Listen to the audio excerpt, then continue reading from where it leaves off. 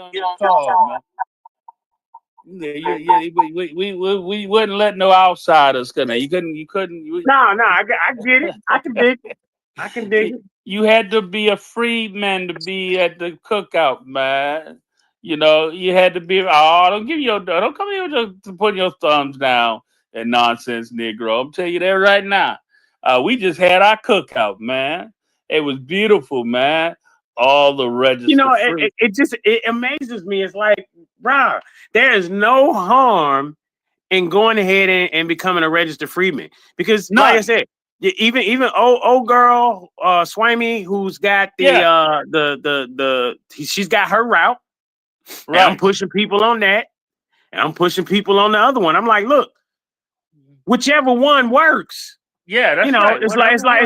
it's like Ice Cube. Wherever we get the money from, it don't matter. Right. Yeah. Yeah. Whatever one. Get the bag, as Re-Up says. I like Re-Up said. Where the bag at? Shoot, show me the bag. Shoot. Whatever one get Yeah, the whatever one get the bag. I'm good. I'm down for it, man. I don't care. You call yourself a big blue banana, man. You want to call yourself a big blue banana? Just get registered. All right. That's all. yeah. Even if you identify as a big blue banana, it's Yeah, all yeah, good. yeah. It's all good. I don't care. Just go get registered. Okay, that's all. That's all. You know, Get work out. ready for Work I out your Ain't Your sauce in your Black. bag after This is the you get podcast that registered. offers You can healing work out insights everything and else later, epiphanies, right? Y'all But can discussing and register reviewing upon everything yourself. others are afraid Register to upon talk about. yourself. It's all about yeah, what yeah. is right Just for us. I ain't freedomnation.org. your new You know, black. I ain't your old freedomnation.org. black. Go check I ain't and your see. future You know black. what? That is a good. America. Go check and I see if ain't you can get your registered, get black. the bag, so And you can get the now, the bag. host Okay. of I Ain't Your I Black, was gonna have to Mr. say, Just say Ask that. Joe and Just Milton go B. get registered and see that you qualify to get the bag, baby. That's all. Am I right, Carl? Just get registered and see if you can get the bag. My ancestor, you must have gave me the wrong address. I'm just telling you right now. Everybody else got their book and you ain't got your book yet. I don't want to hear. I don't know what's going on with you now. That address you gave me was shady. There, I'm just gonna go ahead and say it. My ancestor, you didn't give me a good address and everything. Because why is it that you don't have your book yet? Okay, everybody else, Negro got his book. All the people who gave me the address, other than you, my answer. I saw you. I was hoping you would go come in here. I don't know why. I don't know. Well, anyway, yeah. Yeah, what's the title of the show Yeah, today? I'm already on chapter 22. You are look at you almost finished. I bet Negro I bet he ain't started yet. He told me he was gonna get started. Yeah, I bet he ain't got started yet. And everything. Yeah, does racism rule your world? Brother, we was in a space today, and brother, I'm telling you, oh Carl. Well, were you there? I thought I saw you, Carl. Was you there today? With Yeah, I was in and out, but I can only stand so much of it. I can only stand so much of the foolishness. I'm oh, sorry. was there some serious It sounds like they had a problem with it sounds like toddlers, man. I'm sorry. oh my God. Goo goo gaga gee gee gee ga I got go ooh good you you sucking your finger. I mean, you sitting up there because Peter articulate, and speak the certain way. The brother couldn't handle and then he couldn't handle me. He gonna call me a cool and everything because I speak. Oh, so brother. Oh, I gave it to him, boy. It was good. We got in their butt today, bro. Let me Hey, go over my address on here because Negro sent me a book and I got that. But it's can I give it to you over the air? You can write it down. I'm not really no, worried no, about no, don't give it to me over the air. Just DM me again, it. All email right. me again. Just I redo it. can email it. I'm trying to put it in this thing right Oh, here. yo, put it in there. I will see what's going on. I know I didn't. I mean, Somebody might stole my book. somebody might have told you. Where was it going? Let me see where It where was you going live. to Where you? San Francisco. Oh, that's it. That explains everything. There you go, right there. All right, The wrong y'all. city. Yeah. Nah, no.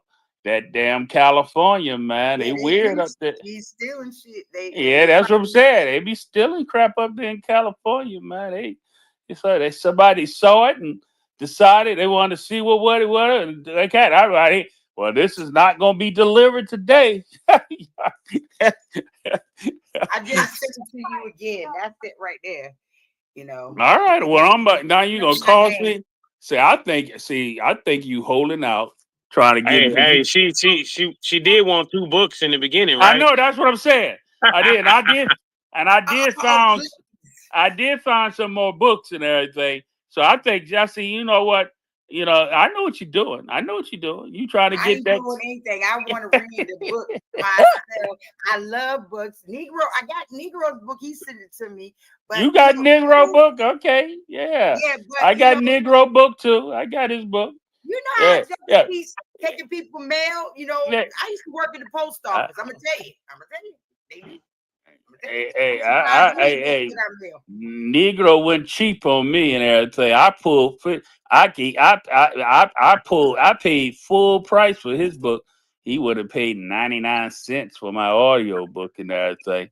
And if I paid $30 for his book and everything, I'm just gonna talk a little noise here a little bit. You need to go and buy my hard copy, bro. Show the same love that I showed you. We authors supposed to support one another financially. 99 cents, brother. Come on, man. I'm sure Carl I think Carl had ordered his own book, even though he got his book from me. But I'm sure, come on, man. Y'all come on. Yeah. But I'm clowning with you, Negro, but really I'm not. Really being serious. Hey, all right? hey, Uncle Mishan, what's going on? What's going on? Well, it's all good. What's up, Mr. Bob? Hey, I'm gonna buy your book. I'm gonna go to Books for Me and buy your hard copy. What you know? No, brother. If you're gonna do it, you just go to Time to Unlearn to Relearn. It ain't no bookstore. You got to order it online. You go to my website. Yeah, Mr. Powers, Mr. Mishan, yes, sir. I know you could get it online, but I thought you said I could go to Books of Me and buy the hard copy from there for $34. No. You buy everything off our website. It shows you got all the spaces you can go. Okay. No, you just go to time to unlearn to relearn.com and you can see all the spaces they can. And even my hard copy. Now you know what's interesting about the hard copy? I think it's in Books a Million, ain't it? I thought I saw it on there. It said Books a Million, that I could get it from Books a Million, or I could buy it off the. If you saw my book in Books a Million, you tell me that, because that'd be the first I heard about my books in Books a Million. Okay. Okay. You let me. What I'm saying. Gotta pay you. Books a Million. No. It's not that they got paid. I just need to track and see if they bargain my book. I should be getting some royalties from that. Okay. And everything. It's residual. That's all I'm saying. It's called royalty. But I wanted you to sign it. So how would I buy? I'm gonna buy the hard copy, and can I buy a hard copy that's already signed? No. Okay. No, I don't have copies of the hard copy at all, because the hard copies are more expensive. Now, what you would do is, if you're going to order it, and I would do this, when you order it, you should mail it to my address. Okay. Mail it when you place the order, put his address in. Okay. It will be sent to his address. When it comes to me, and then I will pay the postage and send it to you. Okay. After I sign it, okay? So all I got to do is we talk through the back channel. That's what they call it. And I give you, I give you my address. But that's what I'm just trying to get understanding, Mr. Mishan. So that's what I'm gonna do. I'm gonna do the book online through your website right there. Right. And then I'm gonna have it go to your shipped address. to me. Yeah, have it shipped to me. Yeah. Okay. Right. Yes, sir. And then once I get it, I will sign it, put a card in there, put my little signature in it, and I will pay the postage and send it to you. All right. Thank you, sir. And I've already done that with a few people. It's a good deal. You know, if people want a signed copy and everything. No, I'm Or gonna support you. I'm gonna support yeah, you. I appreciate it. I'm Or gonna you can support come to Louisville, Kentucky, and or If you want, you can send it to my address, and I will forge his signature and hold the book hostage and charge you an extra $10 for you to get it back with the signature.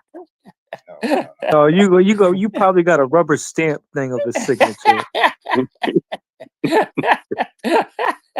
I done did his voice plenty of times. Oh, Lord. This dude had me I done messed up. tricked his own self. Hey, Carl. I went to Carl and he's talking to me. I like, hold up. That's me. How the hell you doing? He done imitated me, man. That was Joe. That was really good. Go ahead, put it on for me.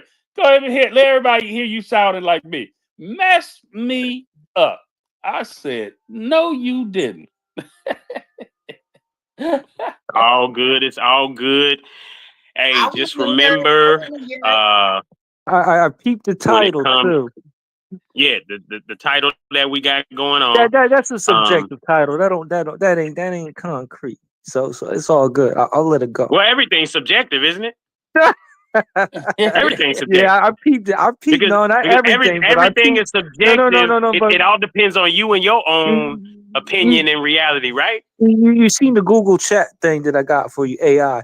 You know, I let the white man tell you since you think the ice is cold. Oh, look at it. Hey, it's all good. Hey, I get it. Alley anyway, because his alley is all about the black woman don't love the black man. You know. A lot of brothers go there. You think every last one of my spaces are like that? Today's space, we were not even on that. We were actually talking about. But that says something, bro. That says something. We were talking about Cardi B. Cardi B out here, domestically violence. No, Cardi B ain't one of us. She a tether. She a tether. And she actually came out and said that too. And that is what we talked about when John was on last Thursday. We talked about the noise. You should have been here. People can sit there and tell you about celebrity news, this, that, and the other. That's noise. But the signal that tells you your purpose and where you're supposed to be moving and how you're supposed to be moving in life, focused on that versus the noise. People be so focused on the noise. Actually, I used the noise as a example, like in the guise of highlighting behavior, highlighting about the negative behavior that some of these women push on black men that are tethers. Anybody know why we have so much disease? I don't know why she's she thumbing down when I'm not talking about black women. I'm talking about tethers, all right? But that's the thing. You gotta rep for that, bro. You gotta rep. Hey, you gotta rep for that. Know what? Then they need to get out. Then they need to stop letting these women cosplay them, and they need to do something about their image. Stop letting these women be $5 Negro women. How about that? Tell them to quit being a knockoff. Okay, why are you single, Negro?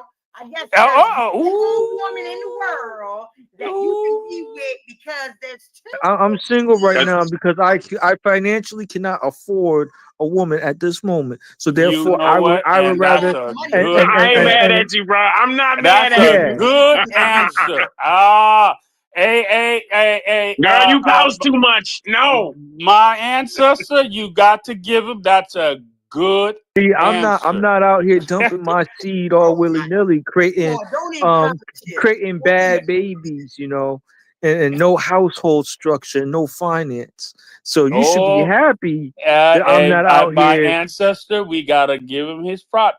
If he didn't answer like that, I wouldn't be supporting what he said. You know, so I gotta give him props for that. Now you gotta give him props for that one. Come on, you just doing No. She want me to have a couple She want me to have a couple of babies out of wedlock. You know, have them hitting the line.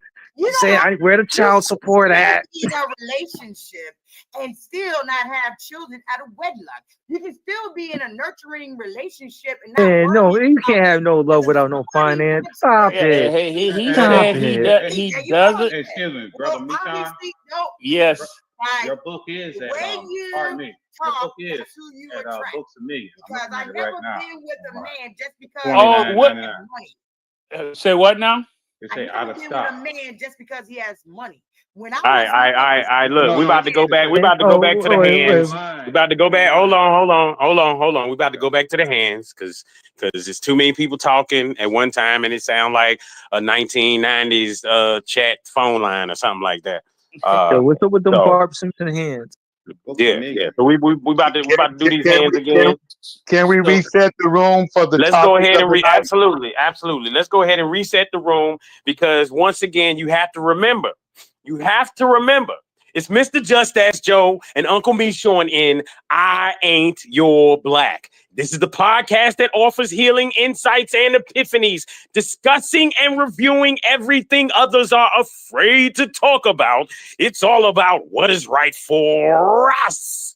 I ain't your new black. I ain't your old black. I ain't your future black. America. I ain't your black. And now, it is the host of I Ain't Your Black, Mr. Just Ask Joe, and my brother from another mother, Uncle Michon. Hey, what's up? What's up? Thank you all for coming out here, hanging out with us and everything. We trying to do something like ain't nobody else doing. As my partner said, we talk about things what others do not want to talk about. They find it a little peculiar, but we go there. We always say, we gonna keep it real, we gonna keep it safe, but we gonna keep it intelligent, and we're not gonna be here long. Okay, we don't have to be here alone because we are here Tuesday, Wednesdays, and Thursdays, and everything at 7:00. So I'm Uncle Michon. Got the book. I'm Not Your Black. I am not your Black America. I'm not your Black America. At time to unlearn to relearn. Time to unlearn to relearn.com. And I just got informed that my book is at Book a Million. Book a Million? Yeah, Really? it's And been it's there out of though, stock bro. It's been there. in Book a Million. Yeah, it's been there. I've seen it from your website, from the first website. Okay. Well, as long as it's coming through my website, I don't care. I don't care. It could be a book. Okay, cool. $29.99. I want to order it. Yeah. Okay. Yeah. I posted on my X page right there on the front Okay. page.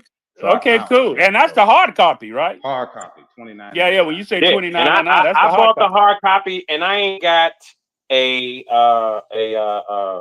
signature yet. Hey, So now you live let here that in be Louisville, known. bro. I got the digital one, and I haven't gotten a digital signature yet. Well, hey, so look. As we starting this show up again, does racism rule your world? What is right for us? It is the I Ain't Your Black show. We got some hands already, and I don't know who was first. Carl, you remember who was first? I believe it was Negro was first, then my ancestor. I believe so too. I just You didn't can want to let say. my ancestor go. She's the only lady in the room, so it's okay. But she All got right, she got to sis, well, change. go ahead She and got to speak your change that. piece. Let's talk about it. She got to change that Barb Thank you Simpson so hand though. much. So anyway, one of the things that I wanted to bring up to you guys, because I know everybody's very intelligent and you have children. So today when I was at work, one of the children came to me. I'm not going to say his name, and he was very sad. And I said, what's wrong with you? And he said, well, I'm supposed to be playing on a football team, but they won't allow me to play. I said, why? You've been playing on the team, practicing everything. He said that he got into a fight. I said, why did you get into a fight? He said the Annamite, turned around and drew a picture of him. And mind you, this is in junior high school. They're only in 6th grade, but the picture was very visual. Drew a picture of him with the penis in his mouth. And then on top of that, he says that he's always calling him a nigger all the time. The N-word, I don't like that word. Always calling him the N-word all the time. I said, really? I said, so what happened to the other person? Well, they just gave me consequences and said that I had to go in front of an advisory board. I said, have you called your parents and talked to your parents about that? And he said, well, I talked to my dad, but I haven't been able to reach my mother. I said, well, hold on a second. I'm going to have this conversation. I said, I'm going to talk to the teacher, the coach for you. And so I did. The coach was coming up with the other children that play on the football team. And, and I said, I need to talk to you about something. And I told him about the situation. And he said, well, he needs to learn how to control his anger and always use his fists. I said, that's all you come up with? Is that he needs to control his anger? I said, obviously, this situation has been going on for a while, ever since school has begun, with the N-word being called to him, and then all of a sudden they're drawing the child is drawing a picture of him with a penis in his mouth. Like, that's okay. I just wanted to get you guys' opinion on that. And what do you think I should do with that situation next? Well, first off, there's some details that are missing. Yeah, I'm right there too. There's some details that are missing, and I'm gonna be honest with you. First thing I'm thinking of is how common it is that we leave out certain pertinent details as it pertains to this. First off, we don't even know what happened. Okay, who swung first? It sounds like Lil Man swung first, as he saw the penis picture or whatever, and it immediately triggered him, and he started to swing and beat dude's ass. That sound about right? When I went after I got off my shift and I went in to speak to the principal, he did not hit first. The other child hit him first. The other child also hit him and also called him the N-word. Now, this wasn't the first time he'd been called the N-word, but also turned around and also drew the picture of the penis in his mouth. Oh, trust and believe, I'm getting all the facts. Because I mean, in this day and age, first off, if somebody was to call me the N-word, I would probably laugh at them. I would laugh at them, and I'd be like, "Are you serious? It's 2025, and that's what you come up with? Are you serious?" Well, you talking from and wait, wait. I gotta push back. When it's children and young adults and stuff, and they saying the N-word, it normally leads to some act of violence. And to minimize that, I don't think that that's a rational thing at all. But I would punish that young man because he should have knocked him out. He didn't do that. So you don't want to hear my objection to that. Two melanated children calling each other the N-word. It was Annamite calling another child, a black child, the N-word. And mind you, this is not the only time he has been called the N-word. Okay. That's why I said that young black child did not do his job of knocking him out. And therefore he normalized some of that behavior. Unfortunately, he might need to handle his business. In this day and age, though, don't they normalize it anyway? Because I've sat there and watched, don't blame rap white music. dudes call they friends or whatever, so they call each other my nigga this and my nigga that. Like, ain't that normalization right there? That does not make ain't nothing but a syllable. Because I'm not a nigga. So they normalize kike though, right? They normalize kike, don't they? Right? In other racial slurs like pink. They normalize kike and chink, huh? I guess they do that now, right? As endearment, right? I mean, I don't know. I've never heard anybody use those terms. Did they normalize spit?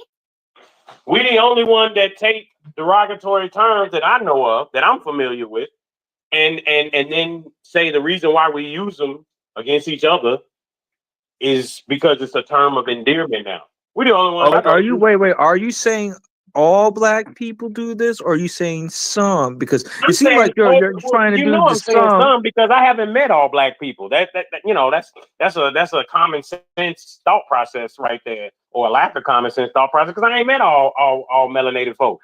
in America. So, of course, it's some, and culturally, that's a thing. So, to the title, people, let me just jump in here, and I thank you, my ancestor, for bringing this story up. So let Uncle Meshon give my piece in there, okay? And to the title, okay? I know, Negro, you coming. Does racism rule your world? Okay. Now, based on that story, now here's a you have already said you had one child that was of another culture, and you had the one child that is of our culture. You also said that this terminology has been used a couple times, and the child has been called that. And then to expand on that, then a picture of imagery has also been done. So I will need to ask the question, because I'm not going to say the first thing that child should have did is knocked him out, or this. I'm not going to say that. Okay, what I would say that tell me more about this teacher. Okay, what did the teacher do to the other child for the incident and everything? I'm interested. Tell me a little bit about this teacher. Okay, because So that adult in the room. Okay, yeah. and I need to know a little bit about what that teacher is about. So I want to give you some props also. So sound like the young man only have one parent, and he has a father. Okay, he said he didn't have the chance to talk to his mother. Okay, so but if he living with his father, I'm also the next thing I want to tell me something about.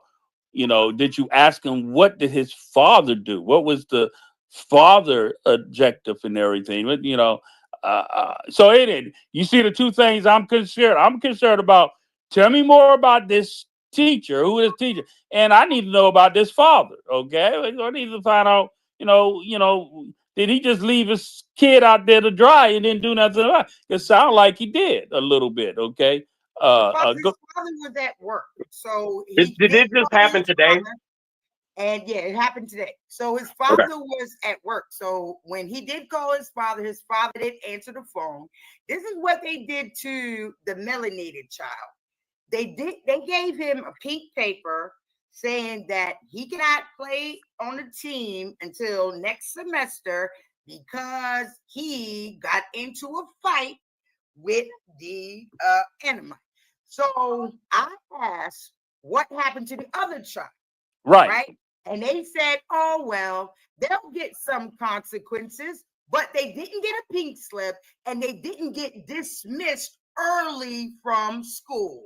Oh, hell no. I have a question. Did they get in contact with the parents? Huh?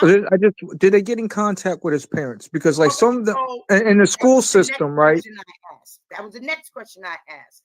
I said, are you gonna bring the parents in on both parties of the children? And he said, yes, we always turn around and do a reinvention of life and all kind of stuff like that. Whoa. But I think we need to go further. Yeah. Oh, wait a minute. Wait. So wait. What state is this in? What state is this in? Okay. All right. Well, okay. California. There we go again. San Francisco, where they think San that's Francisco. normal. Okay. We got to take that into consideration too.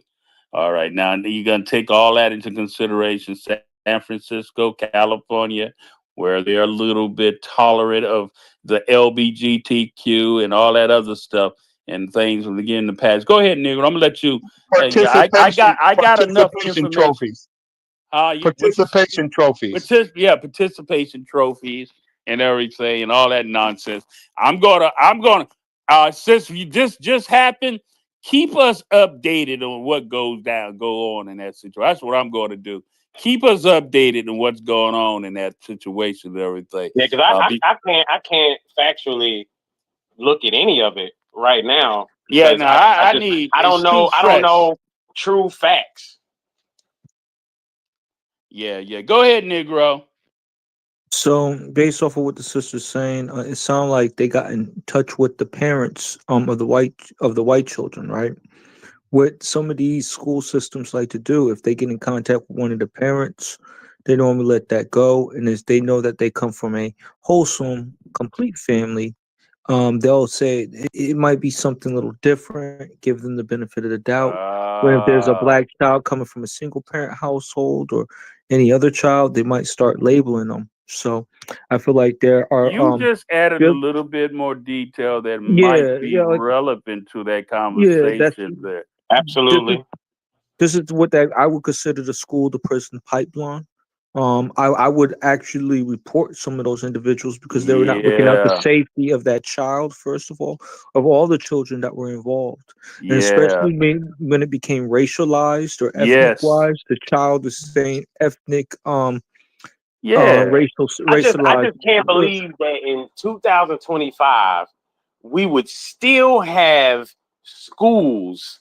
I mean, as quickly as something becomes media televised, viral, that we would still in 2025 have schools being so stupid as to mishandle things this way. So Yeah. I You got to definitely keep want up in to mind. know Wait, more about it. wait, 70% of the school system is made of white women. Like, what do you, and nationally? Like, so we got to keep that in mind. Like, this is Yeah, a yeah, no yeah, different yeah. from the Absolutely. law, like, no different from the law enforcement agency ran by white people. The school system is ran by white mommy. So Well, tie So, we into the do know title. that it is fact at this point that the school system they dictate how many jails are going to be needed and built for future times based on the education of a district or a how the graduate levels are. They take that information and then they make decisions on how many jails to build and create. That's no, we but we they know that. also criminalize they criminalize our young children, right? So they're Absolutely. messing up their record. So, for example, they're messing up this young man's school record based off Right. of this stuff. So I would be asking for appeal. There's a whole lot of things that are going There, on yeah, here yeah, that yeah, needs to be yeah. taken into Yeah, I want to know consideration. more so that I we need can make calls. No, no. Yeah, What we here. need to do, what we need to do is get bail money for the young man and tell him he ain't did his job. I'm uh, standing on that. Y'all might not like my positioning, but we need to support what our I children when they defending themselves. what I'm going to say again, my ancestor, keep us informed of what's going on there. I want more detailed information. I want to know. I mean, if you don't already put your listen. I'm going to say this too, my ancestor. I'm proud of you. I'm proud of you. I'm And I will actually. keep you I informed. am very And proud of you. Some folks would have today's today's parents or adults do not get involved. I mean, I volunteered at a school, and I'm so glad that I did it. And those kids called me Mr. Michon. But one of the biggest things that I learned is that they were not used to adults who look like me caring enough to get involved with correcting things, and I was in an environment where everybody was in the darn room, and I'll never forget this one time these kids were arguing about they were arguing, Negro. Listen to this. They were arguing and they were like, Mr. Michon, we want to know, everybody here want to know, are you a Christian or a Muslim or you what they wanted to know, you know, you know, they wanted to know, and I stood there watching. I mean, here I'm in the classroom with over 35, maybe 40 children, yeah, 16, 17-year-old kids. And there was like 16, 17, 18-year-old kids. And everybody was in that room. We talked from uh, Senate, European Americans, Goth, LBGTQ. All of it is in the room. You could stand at the front of the room and see all of it was in there. Every single one of them in there. And trying to corner me. Now I want to see if y'all caught what they were trying to do. I noticed, Carl, I noticed they were trying to see who was I going to identify. Do you understand what they were trying to do? Who did I identify? So they were trying to. They were wrestling Put you among in a who box. I. Right. They was trying to wrestle. They were trying to find me. The kids was trying to say he belongs to me, or no, he's one of us, or he did that, this and that. But I never portrayed myself. I just came in as a volunteer helping out. But when they asked me that question, and I gotta back it up, when I first got selected, the neurosurgeon who was asking me to come involved, he knew I used to wear my Christianity on my sleeve, okay, real heavy, all right, real heavy. And he told me, Sean, you cannot go into these public schools with your Christianity all over your sleeves, okay? But the You white nationalist does that. Like, what you talking listen, about? listen up, listen up. So I said, what do you mean? He said, me, Sean, you have to be neutral. You got to walk in here, and you have to be a mentor to all these children, and they cannot push Christianity. Okay, this is what he was telling me, and I said, okay. I said, I feel you on that. I don't have to. I mean, I'm just gonna be me. Okay. So when these children asked me, was I a Christian or what with this and that, I recognized that they were trying to single me out and box me in. And here's was my well, first I asked him why. And they said, well, we've been wanting to know because you come in here, Mr. B. Sean, and you speak to all of us, and you this and that, and we wanted to know you must be a Christian, and I told them that you must be a Christian, and somebody said no, he's a Muslim, and this and that, and so I said and this is what I said, and I paused, man. It was a defining moment for me. I said I'm a believer, and they said. I said, I'm a believer. I said, there's only one humanity, and I believe that there's a God. And I believe that same God created every single one of us in here. Now, each and every one of you can choose where you want to go, but there's only one God. And I Oh, come them in atheists didn't like you now. You here. know them atheist people.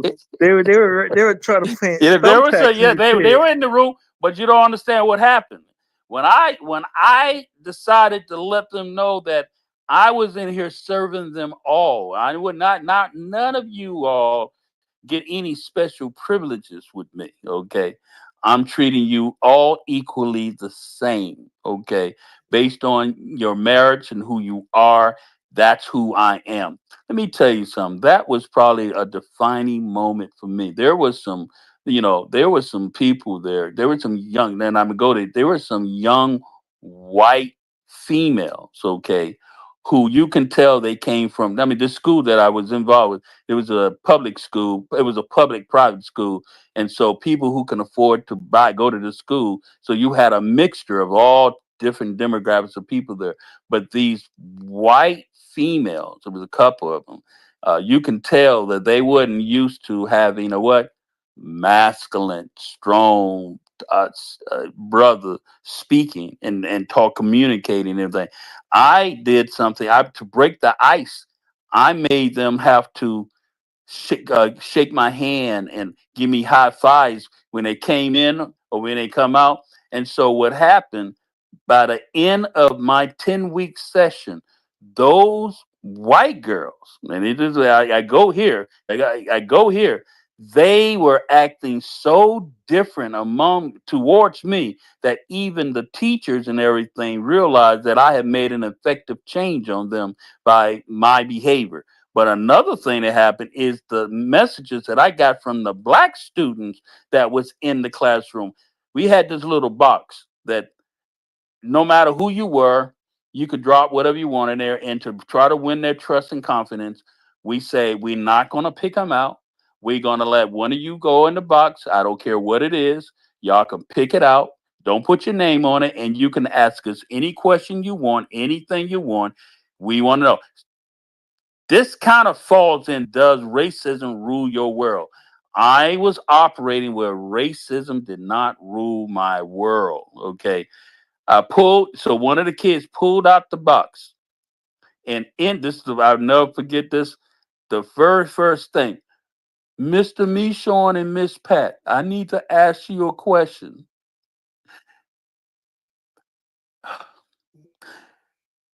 You knew this was coming from, you knew the question that was being asked was coming from a kid that was of my origin. Said, Mr. Michon, I noticed that a lot of these kids here, they love you. They like who you are, and I noticed that they seem to care a lot about what you say. And when you first arrived here, I didn't really care for you because I didn't like you. But now that you've been here, I've come to realize that I got to love you and appreciate you too. And I want to know, is this something wrong with me? Because I see you differently than I did before, but I'm trying to feel that I gotta love you because they love you. And they were talking about white people was loving me. And I was like, it blew me away. The little black kids, many of them were saying that they were not used to seeing a black male in a classroom able to stand before them and win all of the kids' trust, respect, and confidence without racism. Okay. I didn't single them out. And when I said to them, I said, listen, and I said right back, I said, listen, when I walk in this classroom, I walk in this classroom as Mr. Michon, who cares for you equally the same. And I ask that each and every one of you treat one another based on the same character that one another. You should not. We was teaching them stop, think, act, and review. Just because someone calls you a cheer, Negro, just because someone calls you a chair, Negro, do you have to respond to it and respond to it in such a manner that you're going to regret your reaction? That's what we taught them, conflict resolution. You have to stop allowing other people behavior and the way to think to alter you and call you to now change your whole situation. Can you think your way out of a situation? So we taught them stop, think, act, review. Stop allowing other people issues to ruin your life and your issue because you're going to be the one that's going to suffer the consequences of that situation. And I land there. So That's right. you know that Jewish kid, right? If you Hold on, call hold on, him a hold on, racial hold slur, on, he gonna hold give you on, that hold whack. on, hold on. All right. Hands, who's up first? Me. And so this is what Okay. I did. I also, he's not gonna have to wait until next semester Right. to play football. And then on top of that, if his father is a single parent, he got me because at the end of the day, I am a black woman and I'm also a revolutionary. But let me tell you something about that N word. That is not only racism, Yeah. that's a hate crime. That's a hate Mm-hmm. crime. That's a hate crime. I'm also a mandated reporter, and that behavior can destroy that young brother's morale I agree. starting already in junior high school. And trust and believe, I'm gonna keep you posted, but it's gonna be a change today. And I'm proud of you for putting your thumb in it. Okay, I'm That's right. giving you. I I will. am so happy that you was willing to put your thumb in there, your toe in it to make a difference. That young man is going to remember how you handle this, okay, and going to remember how this thing went down and everything. And it's going. And the reason why I know that because I had 5 young men who was terrorizing that school. Okay, and one day I showed up and I saw had all 5 of them sitting outside the principal, all of them with black little boys. All of them that were in my class, was in my class. And I asked the principal, what's going on here? All they all 5 of them got in trouble and they've been acting up in their other classrooms, Mr. Michon, this and that. I said, hold up. I said, can I use your office? He said, yeah. He said, I get it. I said, no. And I said, these are all 5 of these kids are in my a part of my classroom. And I need to come in here and talk to them. Let me use your office. Had all 5 of them come in there. And our brother, One of them came from a 2-parent household. All the rest of them came from a single parent household, no father in the house. And I asked them, what are y'all here for? I said, what are your purpose here? What is school? What do you come here? We come here to go to school to get an. I say it again. You come to school to do what? To get an education. I said, let me explain with some what y'all doing. See, because I already peeped that the principal was a, white male, liberal, soft, and all the white females, they were soft liberals. I said, see, I already know what y'all doing. Y'all noticing something that many of our brothers, young brothers, knows a long time. You realize you can terrorize these white folks up in here. I said it right to her. I looked at him. You realize you can terrorize these white folks up here, can't they? Y'all see, y'all done tested it, right? Y'all know they get triggered by you, right? They get triggered by it. And I said, come on. And they laughed. I said, you in here terrorizing these white people, okay? Because you know you can get a reaction from it, and you going around to because all your class, I said, but the only teacher that is not white is Miss Yolanda, the class that I'm in, right? And she don't let you get away with none of that. And he said, yeah. I said, let me tell y'all something right now. You about to ruin your life because you so busy trying to terrorize all your white school teachers and everything for just some fun and joy. That's not what you in here for.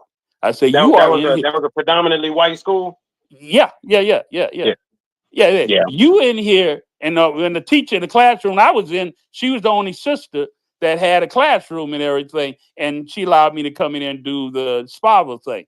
And you ain't in here terrorize these white people. You ain't here to get an education. Your parents are paying for you to come to this school to get an education. Stop that B crap. Let me tell you something. At the end of the school session, those 5 young men came to me and they said, thank you, Mr. Michon. You were you called us out. We were doing what you were doing, and they owned up to it. Okay. And they turned out and graduated and did very well. That's what I'm talking about. I didn't show them that I was afraid of racism. I told them this ain't the time to be picking on white people, terrorizing white people and everything when you're not in a position to control. You about to ruin your life just because you having some fun because you recognize you can terrorize these white women in this classroom. Now, I want to ask you all, did I tell them right? Or did I play into the buffoonery of racism? What are y'all? I want to hear what y'all think. Okay, I definitely want to weigh in on this. I think that you should inform them about the system. It's not about playing into racism, but there is institution and structural racism in society, 16, right? 17, 18 years. Yeah. Wait. I'm going to tell you the reason.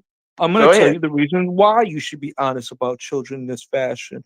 Because when they understand that there's institutional things that are against them, they'll understand how to move better. They're teaching white supremacy to children when they come out their womb. So how can I not teach my children how to combat the system or certain things that they should be aware of when they see the signs when somebody's using racial epithets? I feel that you're setting up children to failure if you're not giving them the necessary tools for them to be socially aware. Racism doesn't exist in my world. Wait. I didn't know. Wait. You might want to say that racism may not exist in your world, but in the classroom where these people are shooting up schools, it does. Your world. Your world. No. It might not happen in your world. Everywhere you go and everything that you do, every instant of your life is talking about children, not adults. Yeah, we're talking about the principle still applies. So you're saying that the school and so shooters, what Uncle Michon did, school shooters and white boys and white what Uncle Michon did was he didn't teach them about race and try to indoctrinate them to think, oh well, you know, you got to understand that these white folks, they could put you, you know, you got to. Nah, he didn't do that. He spoke to them on a humanity level and said, listen, y'all need to be terrorizing these white folk. All right, you know you was doing it just for that reason. And I've seen it. You know, when I grew up, I was in the hood. Parents got a little money. We was in the county. So I got to see both sides of the railroad tracks. And I see how we do a lot of times. And sometimes we're playing token. Now you can't look at nobody and call them that and say, you know, you playing token right now. But that's what they're doing, sitting here acting a fool for no other reason other than the fact that people be scared of them. So really, they got self-conscious issues. Do you really think that white teachers are really scared of black students? No, I'm not talking about the teachers. I'm talking about the other students. Hold up. I want Negro to respond to what Mishon told those boys instead of conflating the whole issue. Just respond to what he said to the boys. I think that he was misleading. One, he's misleading the children to a certain extent. And we have to keep in mind when it's specifically young boys, right? If they're not getting the proper support, it does lead to suicide situations. And the suicide rate, when it specifically comes to young black boys, has risen all the way in this day and age. And I'm talking about current statistics. Current statistics I'm talking about. Listen, Negro. Those boys were terrorizing the school. Wait. My thing is, hold tight. He spoke to their behavior. Now, I'm asking you to only focus about the behavior the boys was exhibiting, not the community, but those particular boys. I'm telling you right now, in the system supremacy, from my perspective, they're going to always control those boys. And if they were that much of a problem, they will school the prison to pipeline them. We got to stop playing games here and think that these teachers are not going to harm these students because they're out here doing all types of things, especially when white women teachers make up 70% of the national average, sir. Come on, man. And the number one reason why you believe that is because you are stuck in the ideology that racism is the problem for everything. So again, going back to the title, does racism rule your world? And I never you said racism ruled my world. Wait. Just for the record, I never said racism ruled my world. But what I did say that there is institutional and structural racism in all societies. But and to support it, but you don't have to succumb to it. To support what I'm talking about, you could check the purple pill with my facts from Google AI. So these are things that I know for a fact are in any institution. Because I've experienced them all the way up from a graduate level. Can I make a comment? Remember the young child that was on playing football and he was getting bullied and he accidentally went into the wrong tent and they came in there bothering him and he was defending himself and somebody ended up dead. Camelo Anthony. So let's go back to the other incident.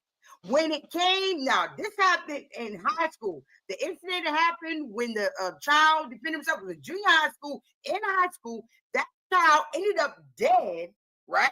As well as his organs were taken out of his body. When our children are targeted in this school system altogether, this problem alone that I have witnessed and trust and believe, I'm going to make sure it's going to be right. That's why another reason our children do not need to be in their school system, because anything can happen after that. They can do something else to them. They already drew the picture with the penis in the mouth. They can turn around and group up on him and do a sexual act towards him. See, you know. Okay. Hold tight, Sean. Hold tight, my ancestor. Let me say this one more time. Mishon peeped those boys out. Those boys admitted to what he peeped out on them, that they were purposely terrorizing the teachers. You guys you guys keep I think he was conflating wrong to the bring whole it out. issue. I think he was wrong to talk about it publicly. If he pulled them children Hold on, aside, hold on. Let that Carl would have finish. been more Pull them effective. aside. Let Carl finish. All of them together. I don't think you guys listen to the story. I don't think you guys listen to the story. Please, when conversation goes forward, listen to the story instead of bringing your agenda or your narrative to the story. And I learned that. Because you know where y'all narrative is coming from, right? It's coming from an ideology that you have been indoctrinated to believe and have total faith in, as opposed to anything else. My situation is separate with what followers did when he turned around and and he put all of them together and spoke to them as a group. Okay, but I'm reflecting on what I witnessed today. Yeah. Right. And but what we talked about with your situation today is we still need more information. So that's why we left it let's get more information and then report back. Let's get Because to too many times for us as a people, we pop off real quick because we're so passionate of a people, right? And we get all emotional, and then we start coming to these conclusions when we don't have all the facts. So we're gonna wait when it comes to my ancestor and get the facts first. Thing is with the situation and I where want to add followers. to Wait, this. I want to respond to followers thing. My problem is that Well, you already responded. No, Hold on. I want to address it a little bit further. Negro, you have actually responded and gave your submission in my take that you believe that I sent those kids down the wrong path by not holding them up, by not calling them out on their behavior. For far as concerned, you have already said your submission that you think me calling those boys out and telling them this is not the place for you. You are not in this school to be terrorizing these teachers. I just have a question. Just Did you do because this you in can. public or by yourself? Well, he told the story and he said that he used the principal's office. You. So, listening is fundamental as well. I didn't catch that part. My bad. Oh, yeah. I was in the principal office, closed door, nobody in there. The principal wanted to come in there with me. I knew I could do this. You got to know what the principal was, he's a white male. He is soft, and I'm taller than him. I used a little my alpha posture when he said, I said, sir, these kids are in my classroom. I'm here. I need to talk to them without you. And I did. And everybody, you need to know what I did so you understand. And he looked at me. I said, I need to talk to them without you. I need to talk to them. I need to talk to them in the classroom without you. So I postured myself and kept him out. And I closed the door and I spoke to them, all 5 of them, and got the nick of what they were doing. And when they admitted that they were terrorizing because they could, these kids were playing football. What's more important, all of them is was that big little kids. You were allowed to do that. Yes. Number one, all right, this white man, this white principal, this European Caucasoid principal allowed you to do that. Right. Because there's a couple things here. Now, you were in a volunteer program. So you ain't getting paid. Right, I was volunteering. You ain't getting paid. But I ain't getting paid. You earned a certain level of respect.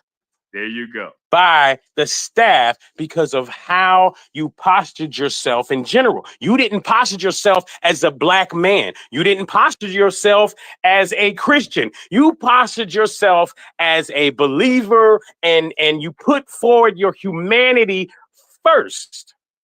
Right. So when that Caucasoid dude principal said, yes, you can do that. Number one, he saw these are all 5 black boys.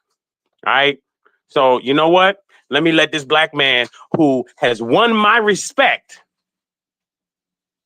Let him deal with it. See, thank you. Thank you, Joe. That's what you missed. I had one to go in the classroom, to be in the school system as a volunteer and check the principal and take over his office. You didn't listen, gotta listen to the whole story, okay? I checked the principal and took over his office and talked to the young boys without him in the room. No other adult but me and those 5 boys. Me and those 5 boys, okay? And I discovered what they were doing. I said, "Oh, y'all see," and I said, I didn't tell y'all. I said, "Oh, y'all see a little," and I clown with it. I had them.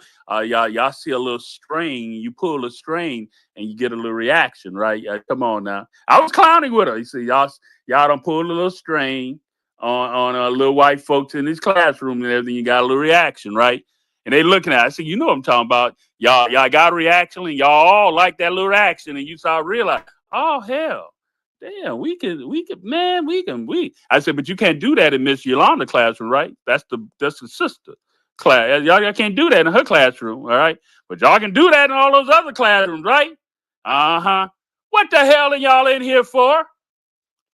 You see what you in here for? You ain't in here to be pulling their strings and knowing that You didn't babysit them, huh?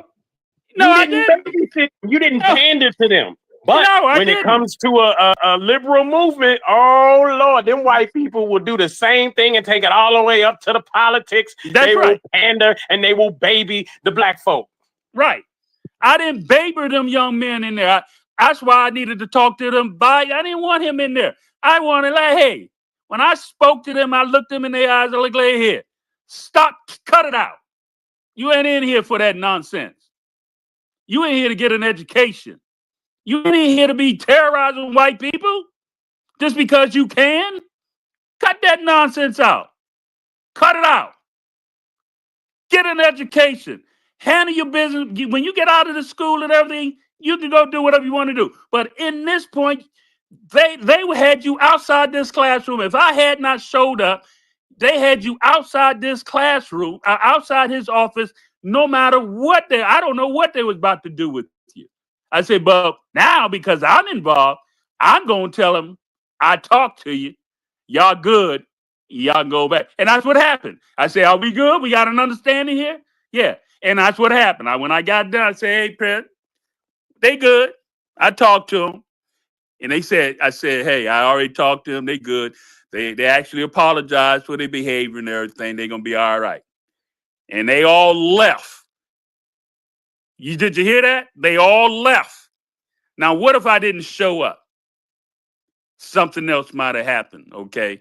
So, I did not go in there with the attitude of racism, afraid of racism. I called them out on their behavior in a racist system. They would have got caught in the system, people. That liberal system would have dragged them, okay? But you didn't have to go through a whole indoctrination of or an informational about statistics and the system, the system that. Nah, you spoke to them straight up. Yeah, yeah. Go ahead, regardless of whether they were white, black, yellow, or blue, guess what? They were problematic, and the speaking to would have been the same. Right. Yeah. It would have been no different if it was anybody else. I would have the same conversation. White students is the question, but you ain't did that though. Oh, I talked, brother. I talked to. Now we got some hands. Let's get Harriet. Yeah, let's get Swamy. So, good evening, guys. Let me see. Oh, I should say, I ain't your black and follower, and then Carl. So I want to make sure I'm understanding the question. Does racism rule your world? Right. What do you mean by rule your world? Because we know there is racism throughout the system in America, right? So wait a minute, was that you that told the story about a job and the hair and stuff like that? Was that you? That was me. Okay. And I got some more stories for you because I'm a Black American woman with multiple degrees, and I'm not getting paid what I've earned, right? So so that's why I'm asking, do racism rule your world? Now, don't get me wrong. It doesn't stop me from doing me and accomplishing my goal. However, I'm not receiving the benefits like everyone else. But when you say everyone else, who's the everyone? You talking about every the white other? woman that makes more money on the dollar than I make on the dollar. Because I know some women right now that like let's say my partner here in Louisville. When his wife and her friends, they all melanated. When his wife and her friends sit on the couch, there's a few $1 million sitting there. When they sit on the couch together, it'd be about 4 to 5. No. I'm talking about. I don't care about all of that because I know more. I know a lot of millionaires. I've been around millionaires all my. Okay, so when you say you're not getting the dollar, when you're not getting it because of racism, then that a black woman does not make the same salary as a white woman that has the same degree. Okay. That's what I'm talking about. And then, okay, so I heard you all with the school thing, right? So, like, I have a grandson that was attending a school, predominantly white, because we're in an area. My daughter decided to move into this certain area. And he was being bullied at school. And we went through all of the correct precautions, right? Talking to the teachers, administrators. Still, the other individual was allowed to cross boundaries and bully him. So then when my grandson, which we told him, you got to defend yourself. Right. So we gave him permission to defend himself since the teachers and the administrators were not doing anything about it, right? So once we did allow him to do that, then they want to, let's talk about what is happening. But then they also wanted to suspend him from school after we had been proactive and making sure we were supporting him. So with that, we just decided to pull him out of school, and we homeschooled him for 2 years because we could see that was a setup for a prisoner pipeline, because it would be on his records until whenever, right? So, I mean, like, I get if you all are saying that racism doesn't really exist and that it's not really affecting us. I never said that. Say that. Not saying that at all. Okay. Not at all. What this is talking more to the idea that like for me, racism doesn't exist in my world. I am the controller of that. I create my world. When it comes to subconscious mind to conscious, I am the creator. Every instant of the day, I am creating my reality for 5 seconds later. I am the controller of that. So either I can take my mindset and I can engulf it with this ideology of racism, or I can go focus on what I need to do to become the best version of myself and not deal with it in my world because I'm not invited in. Okay. And I hear what you're saying. However, and this is why I'm going hard for the Office of Freedmen Affairs. And we have our own. There's Black America, then there's White America. That's just me. This is just me. Right? That's fine. And Black America, because I was raised in a Black America, right? So I believe in our micro world, in our communities, if we are making certain things for our community and our Black America, then we can look at it as our micro world and what we're controlling and manifesting for ourselves. But however, right now, we're still a part of the macro world, and the macro world is making sure that our micro world isn't necessarily what we want for ourselves, right? Because, I mean, when we have ancestors that built towns and had all of these things in these cities and different towns that they built themselves, and then they destroyed them, we cannot act like that these things are not there, right?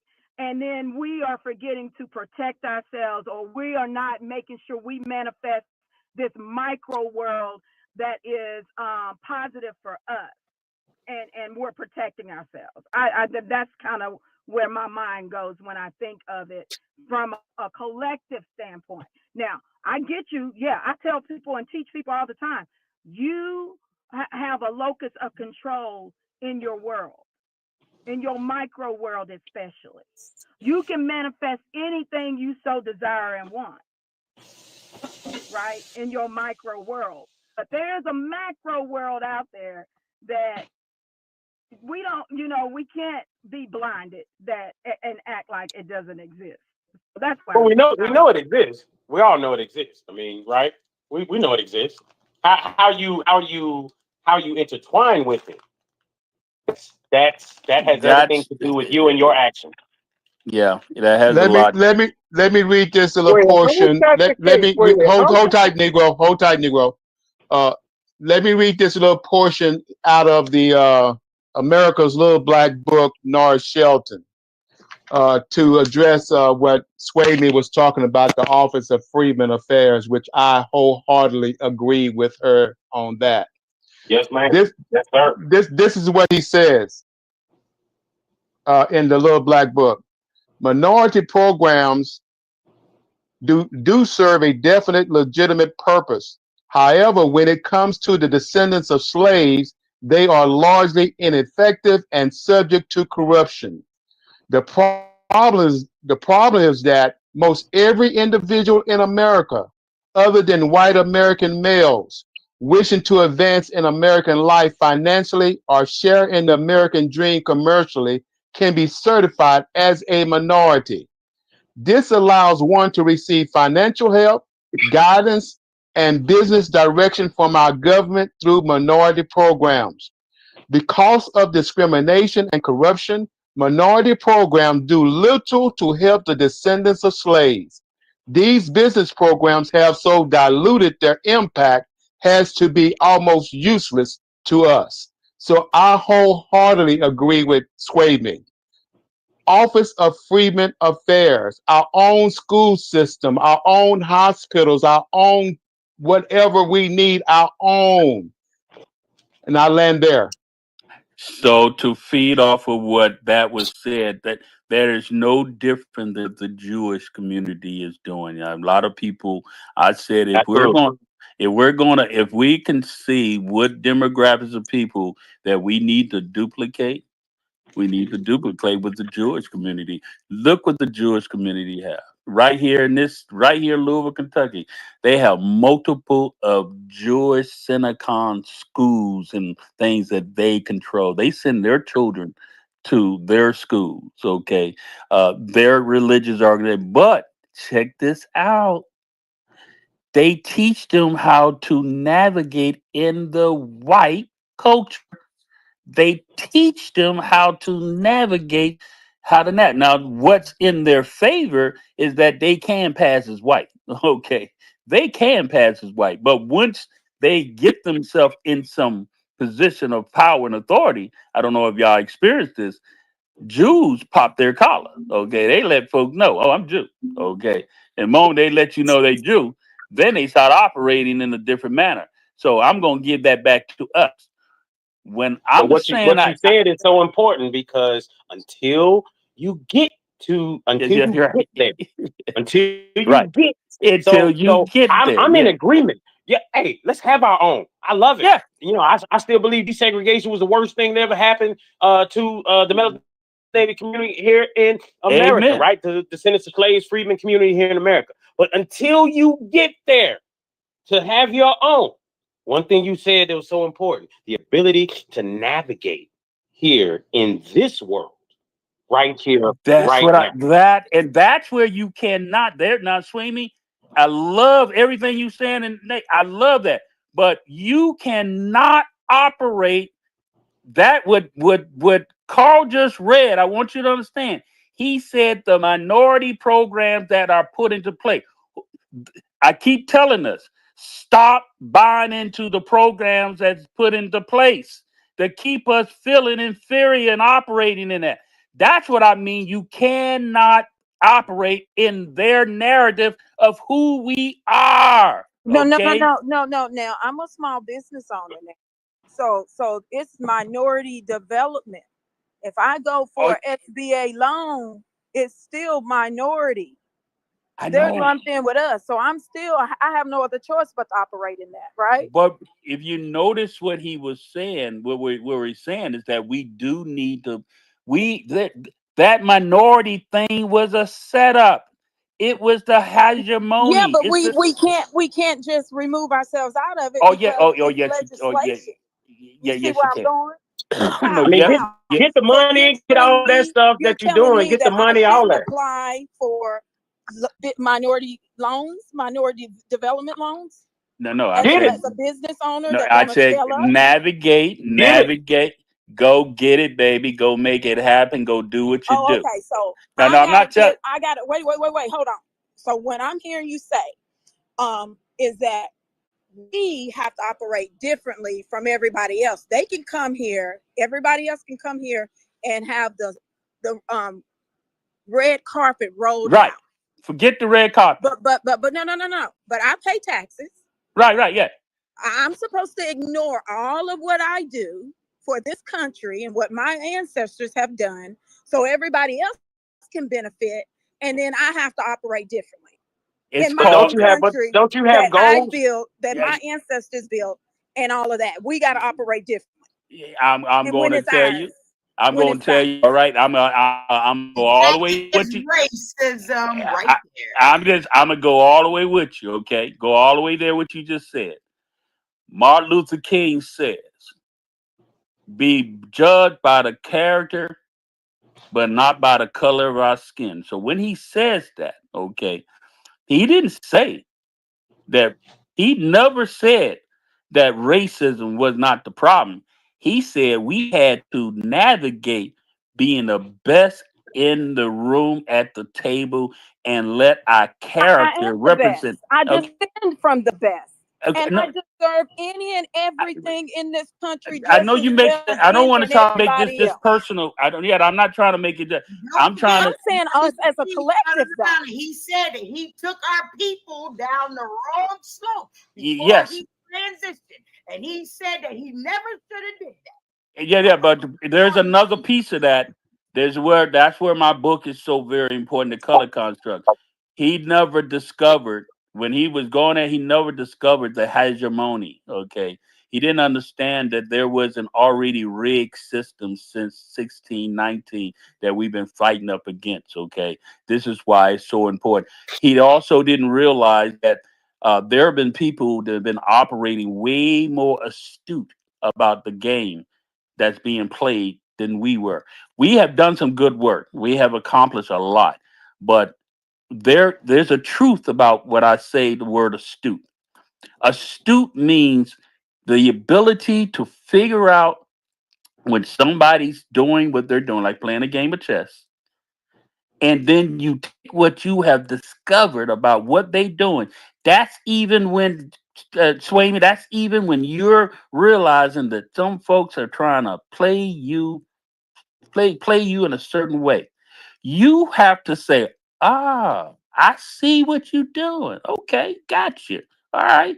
You have to know how to navigate that and turn it to your benefit that you beat them at their bullshit. Okay. I've done it multiple times. Okay. We have to know how to navigate in the system that we know is rigged up against us. We already know it. We already know that, but it doesn't change the fact you gotta know how to what? Play the damn game and beat them at their game. Okay. The Jews has showed us how to do it better than it. Even now, white America, traditional white America, they mad because the Jews done played them. The Jews didn't even I've done played them, and now all of a sudden they want to come back and get us.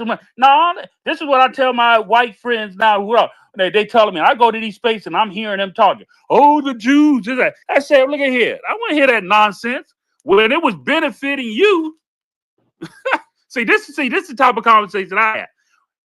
Oh no, when it was benefiting you, oh now you complaining about it because you found out that the Jews ain't never. They've been playing you. They've been playing you the whole time. But as long as it was benefiting you, you didn't care. And you threw us under the bus. It didn't matter. Now that you seeing that they don't give a damn about you either, now you crying dirty water, okay, muddy water. And now you want to come run back to us and say, this is our America. Those immigrants coming over here taking our money. Well, no, hold up. When you going to come and show us, help us, no, when you going to help us do what you didn't do, okay, get right with us. Nah, don't come over here telling us what they now doing. You've been knowing that all the time. But when it was benefiting you, you was cool with it. So we got to hold them accountable for their bullshit too. They benefited from the color construct when it worked for them. Now all of a sudden they trying to throw Jews under the bus and say, oh, the Jews is hurting us too. Well, we've been telling y'all not. We had it confused. We thought, be honest, can we be honest? We didn't know. We've been we was kind of like the delineating, right? We doing right now. Whites allowed everybody that was white to be white, right? That's what they did. The same thing that we did with the Africans and all that. We just allowed, they black, they look like us. We just let them all in, right? You know, well, they discovered what we're now discovering. Everybody who's black ain't us. Everyone who's black ain't American. Everybody not black is not a descendant of American slave. Everyone who's black not a freedman. That's all they discovering, that everyone who's white ain't them. That's the very same thing. We having the same conversation.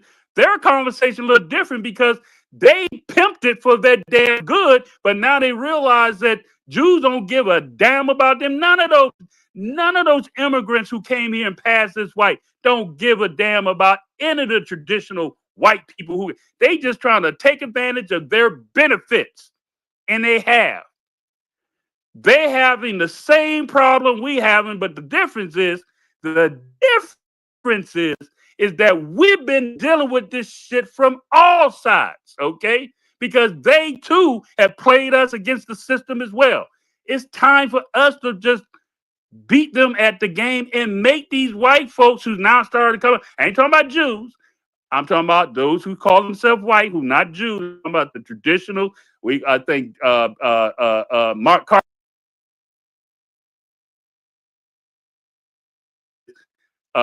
called him. He said, descendants of slave owners. That's what those descendants of slave owners, or those KKK, or those racist people. Okay, we gotta make these racist people work for us now. We gotta learn how to make them work for us now, because they realizing that they've been screwed too. But we can't let them off the back, because as long as it was benefiting your ass, you didn't stand up for us. You allowed everybody to poop on us and everything because you were benefiting from it. Now, all of a sudden, you want us to stand with. No. You know, what are you going to do for us first, okay? No, you don't get to tell me you want me to stand with you and help you fight this fight. No. Help me with my Freeman fight. Help me strike down color. Then we talk about it. Now, you going to do something for me to earn my trust, respect, and confidence before I just jump in your bag. I hope y'all feeling what I'm saying, okay? That's what I'm talking about. When I'm speaking among them, I speak to them the same way that I'm speaking right here. It's important to hold them accountable for their bullshit. Okay, we got the Negro have his hand up. Go ahead, Negro. I was before his hand, wasn't I? I don't see your hand at my ancestor. My hand is up. Go ahead, Negro. Make your submission quick. Come, and then my ancestor. Yeah. Put the Negro to the back of the line. Yeah. So there's a couple of things here that we gotta really look at here, because you're saying in a system that we don't control, white supremacy, that we have to address. It's based off of our response, right? That might not be entirely the case, right? And I think that when we paint these type of scenarios, I think that that's very dangerous and making our children set up for failure. right? Because we're not highlighting the system is unfair and it's meant to empower them and to disenfranchise us.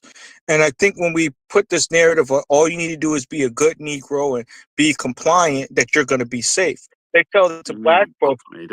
They tell it to black folks when we get pulled over, and we still dying. So I don't think that that's a positive narrative that we should be implementing to our children. First and foremost, I think we need to be very frank and honest in regards what white supremacy is, what is institutional and structural racism is, and how does it impact them. And I think that will be open in conversation. Also, when you're a black educator in the space of education, I'm not saying you should do special privileges, but you do need, it's your duty to look out for your community and people from your lineage. And I don't care if it's unbalanced or not, because the white supremacists and all these white teachers and all these Latino teachers and whatever, they're giving their students the unfair advantage. And nobody's not giving any advantage to our children or looking out for their well-being. So I want to ask you, Michon, let him land, please. Let him land. Yeah. So I when I went to college, and I'll use this, and I know that it's more different when you're in the lower grades, but I wish I had a black professor that was actually on the side of righteousness and actually did right by our children. I wish that there was a professor that was looking out and giving scholarship to black students that were for black people and actually looked out and did the right thing. But we know that they didn't. They were too busy cooning it up and making sure that they helped every other demographic of students who were already being helped, which leaves our children and our people further behind. So, yeah, keep playing fair while the system's not playing fair with you, and see how far as our people get in this thing called the race, RACE. Okay, my ancestor, and then Dukester. All right, thank you so much, and I appreciate all this input. This is the thing right here. When it comes to me, all right. So, the Jews that you speak of, right? These Jews, first of all, they're not the original Jews, right? And they turn around, even with Israel, they get money. Even when Donald Trump put in office, he turned around and gave Israel $80 million. Oh, yeah, they have their own schools. We have created our own schools, like Ujima, Marva Collins created her own school in Chicago. We do have our own schools, and we do what's necessary, but it goes back to economics altogether, because these criminals have constantly robbed us of our economics altogether. We are the original, not the Jews. These Jews, let me tell you, even when they came through Ellis Island, they wasn't Jews. These was motherfucking Germans that changed their name at Ellis Island. And then when they even go into the Holocaust, they don't even tell you about the black Jews that they killed, because you already know that there is not a troglodyte Jew, and that does not exist. They were never the Jew. These Jews are propaganda, sitting around here pretending to be a Jew. Did anybody turn around because they say they Jew actually check their lineage? Because when everybody wants to check our lineage, does anybody check the Jew lineage? Come on, they have that. So yeah, you want to use them as a platform because you say, well, the Jews do this, the Jews do that. What about what we already created and what we had in place, besides having these criminals and everything else implementing their principles on our children? Now, go back to the child. What I experienced today, the child. You're dealing with a child. That behavior that child did at that school, in junior high school, in sixth grade, that is learned behavior. He learned that from somewhere. Where'd you learn it from? TikTok, Facebook, or did it come from your home? Right?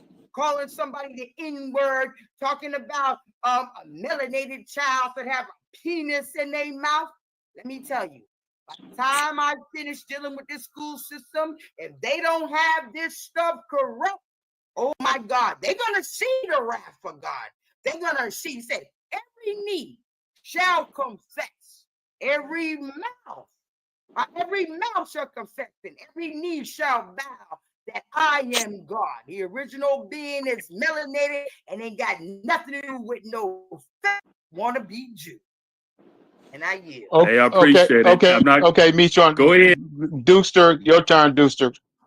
Okay, hey, how y'all doing? My thing with the Jews, man, like I look at the Jews as being white. Like Mark Zuckerberg, all huh? Deuster. Yeah, This is your first submission, right? right. Okay. Does racism rule your world? And then you can go from there. No. It don't rule my world. Hell no. I mean, I got to go through it, but I got to navigate it right. You know what I'm saying? But I ain't gonna let her just rule me. You know, but it do exist. It's there, but you just gotta navigate it. You gotta just like go through it. You can't let it harm you, but it's out there. You know what I'm saying? So but I ain't gonna let it rule me though. That's too much power over me. There you go. I like that. Like that. But we allow that. You allow power over you. Yeah, absolutely, bro. All right, now let's go. Right. Let's go. I love it. Okay, so my thing with the Jews, like when I be hearing these white people like talking bad about the Jews, but it's like y'all both get good privileges. Like y'all both, I don't hear no Jews getting gunned down, killed, treated like black.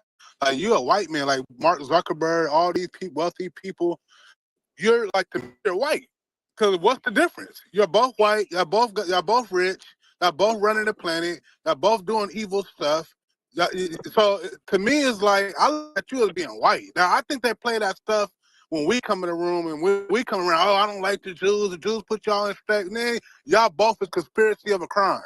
So y'all both turn around, interlock your fingers, and y'all both going to jail. I don't want to hear you both pointing the finger. Because to me, you're both a white man.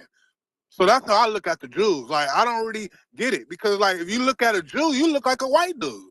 What is it about this Jew crap? But so I don't that's what Unc is saying is that the Jews played everybody.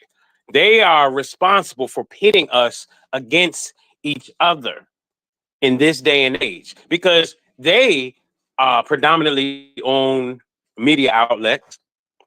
They go look at how much real estate they own in America.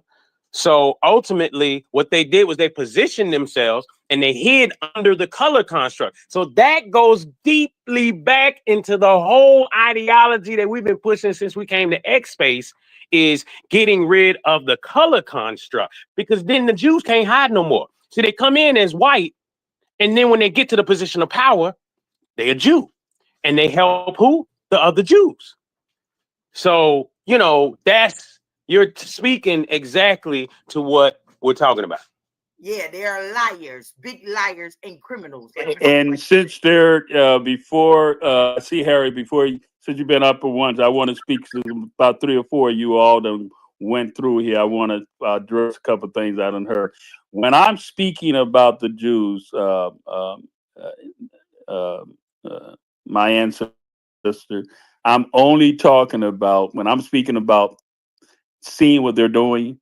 I'm talking about how they have navigated under the color construct. That's what my whole book is about. Okay. When you read the back cover of my book, you immediately, you know what I do with my book? Every time I'm in the community where it's all predominantly of European folks, and I love going there. You know what I do? I turn my book over and I sit back and I say, who read this? Read this. And I don't care. And I let them read. And I can tell when they get done reading and everything that they understand what I'm saying. When black people and what's funny about it and become I said, did you catch what I'm talking about? Enough. And whether they Jew or white, they understand. I'm telling you that I done peeped the game. I done peeped what the Jews has done. I'm also done peeped what those who call themselves white is doing. I'm no longer willing to stay on that box as any one of y'all black anymore. Okay, that's the title of my book. I'm not your black America. I'm not. I'm not staying in that construct of being that person that you want me to be, so you can continue doing what the hell you want to do, and we're sitting around here acting like we. I'm too damn astute now today that I can peep that. See, when you understand what I'm talking about, then you can find the power on why I speak and try to encourage us to navigate. I like John Yah. It's almost like John Yah is like a student of what I'm talking about, because he navigated it. He navigated, and I'm so proud of how he did that. And I don't know too many other people who've done what he has done. Is an example of that. Okay, we got to learn how to navigate the system that's in front of us and not allow it to rule us. That's it's our responsibility. It's not for them. It's like, I'm gonna use this analogy. I'm gonna close here. I use this analogy constantly. When you say that you sit at the table and say you can play the game of chess, is the person obligated on the other side to teach you how to beat them? Are they obligated to teach you? You sat at the table and said you can play the game of chess. Are they obligated to teach you how to beat them? No. You are obligated to learn how to beat them. That is your platform. You are obligated. You should wake up every morning, every day. How can I beat them at this game? But the problem is most of us are not doing that. We wake up every day and we keep acknowledging and giving power to the idea that racism is such the problem as to why I can't get XYZ, why I can't be XYZ, why I don't have XYZ. Hey, you got your own goals and things to move forward towards. Do them, create them, pass them, get them, do what you got to do for you. And guess what? Imagine if the whole collective did what they had to do for them. That would be everybody as a collective. Just for them. Doing it all for everybody. But again, you ain't gonna get nowhere if you keep yourself stuck in this mindset. I rarely even like having these conversations. Me too. I don't either. I don't. I was in a conversation earlier today. In another space. In the corner, I didn't even do it, but the brother helped me get him there. We asked this person. He said, I only want to be around black people. I never want to be around white people. I don't like being around white people. I only want to be with black people. So we asked him, so why do you only want to be around why you don't want to be around white people? You don't want to be there because I don't feel comfortable in front of them. And so you don't feel comfortable around them. He said, so I said, please explain that. Well, when I go to meetings and everything, and they get to talking and woo, blah, blah, blah, they always talk in a manner that make me feel a certain way, and I just be quiet and I don't say because they don't make it see. They don't. I say, so do you make yourself be known? Do you hold your ground? Or do you just get up and leave? He's like, I don't say nothing. I'm just quiet and I don't even say that. I say, then you lose. So he feels like, so basically that person feels like they can't compete. They don't have these, I mean, think about it. If you listen to the Negro, that brother's intelligence, ain't no question about that. And he can spit and speak in a manner at which can make you feel uncomfortable. Right. But my confidence level will not allow me to back away in that conversation. That's right. So if that's the case, if I had a problem like that, I mean, for me personally, I felt like I would need to go see a therapist, sit down and have a conversation, and figure out why I'm dealing with this self-conscious issues and these inferiority complexes. Maybe that had to do with trauma of being a melanated man here in America, and I probably should sit down with somebody, talk, and deal with that. And I also want to say something for anybody that's out there on the other social media platforms. I see you. I see you watching. I'm looking at it right now for any Facebook or YouTube. If you out there and you watching and you have a question, you have a comment, go ahead and sit there and post it in the comments. We will see them and we can talk about it live right here, right now. All right, let's get to the hands. Who's next? Sway me. Oh, Go ahead. okay. Yeah. So, I like to say that I'm going to continue to harp on how we have and our ancestors started us on a path of doing our own thing and continuing despite the oppression and Amen. subjugation that we went through. They still built towns and cities. They still Amen. invented, and we're still doing that today. However, when you were speaking about the Jews and like the white folks have been bamboozled, no, they have not. No, I'm gonna push back on that. They aligned. That's okay. That's okay. They aligned with them to keep us from prospering as a part of the system. So I don't give white men a pass. And Jews identify, 98% of Jews identify as white. So exactly. Again, yes, we know that they came over, they've done certain things, but they literally said and worked with white people. Yes, right? they did. That worked hand in hand to keep us from prospering Exactly. in this system. And so I can't give the white people a pass. It's just, to me, it's like you are now reaping what you sowed. Yeah, but would you agree, Soy Me? That karma, no, It's right, exactly. There's a lot of karma that they have coming to them, and we should not stand in the way of it. We should not have any kind of sympathy or empathy for them in the way of the karma that the universe, God, and the ancestors are bringing to these people, because they have been on our necks, destroying us and our humanity. So I'm not gonna. I'm in agreement. I'm in agreement with you. Not in that way. Now, I agree. We in America, we have so much equity here as Americans, and we deserve any and everything on this soil in this country, because we already put energy out there, worked for it, and have achieved. Right.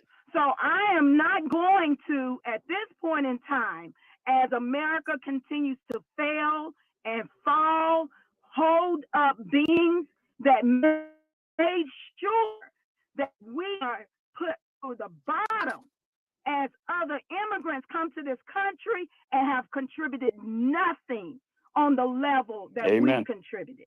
And we deserve any and everything.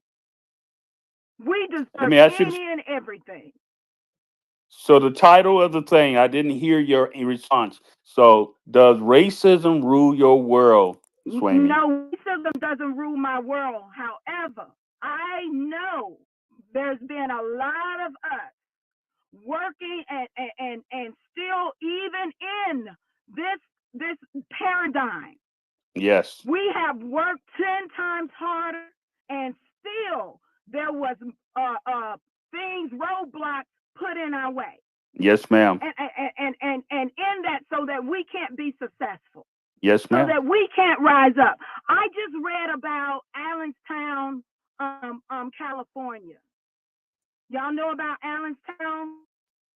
No, I can say I have. I don't. All black town. Yes, Allentown, California. Yes, sister. Yes. Yeah, it's people here who are actually, and I'll introduce you to Misha, but it's people here who are family that operate under organizations, nonprofit organizations here, that are a part of the grandfather who helped found Allentown. Oh my God, I got chills.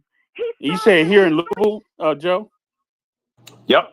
And we'll start with the Sanfan Corporation. Okay. SANFAN. See a need, fill a need. This ancestor served in the Union Army, was recognized as being a great soldier, created this town, And then they still made sure they went up against him and the people living in that town after they built up everything. So when I keep hearing stories about what ancestors had to go through, and now in this day and time, they Yes, talking ma'am. about Chinese own millions of acres of land in America.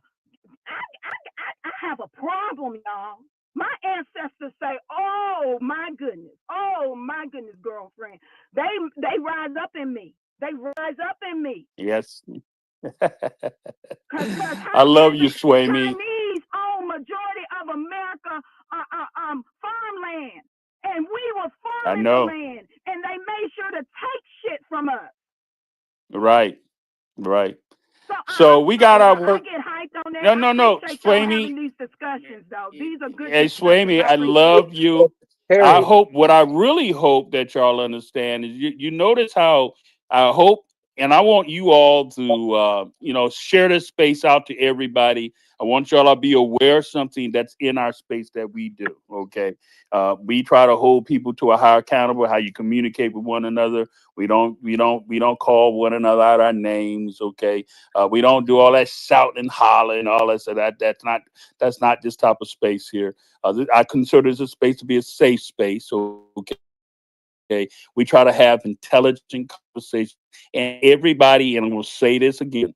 I don't even care if you are what you all say tethered. I don't care if you are someone who are identified as a outside of my culture. I want to hear what you have to say. Okay. I want you here in these spaces. I'm not this type of, I don't care if you of American European, okay, and you want to come to these spaces where I'm giving leadership to. I love everybody to be in the spaces. I don't need to be around just my people. Okay. I like being around people, and I know how to navigate. I know how to navigate myself no matter who's in the room, who's there, and still show and be proud of who I am. I don't need to be around. I like humanity.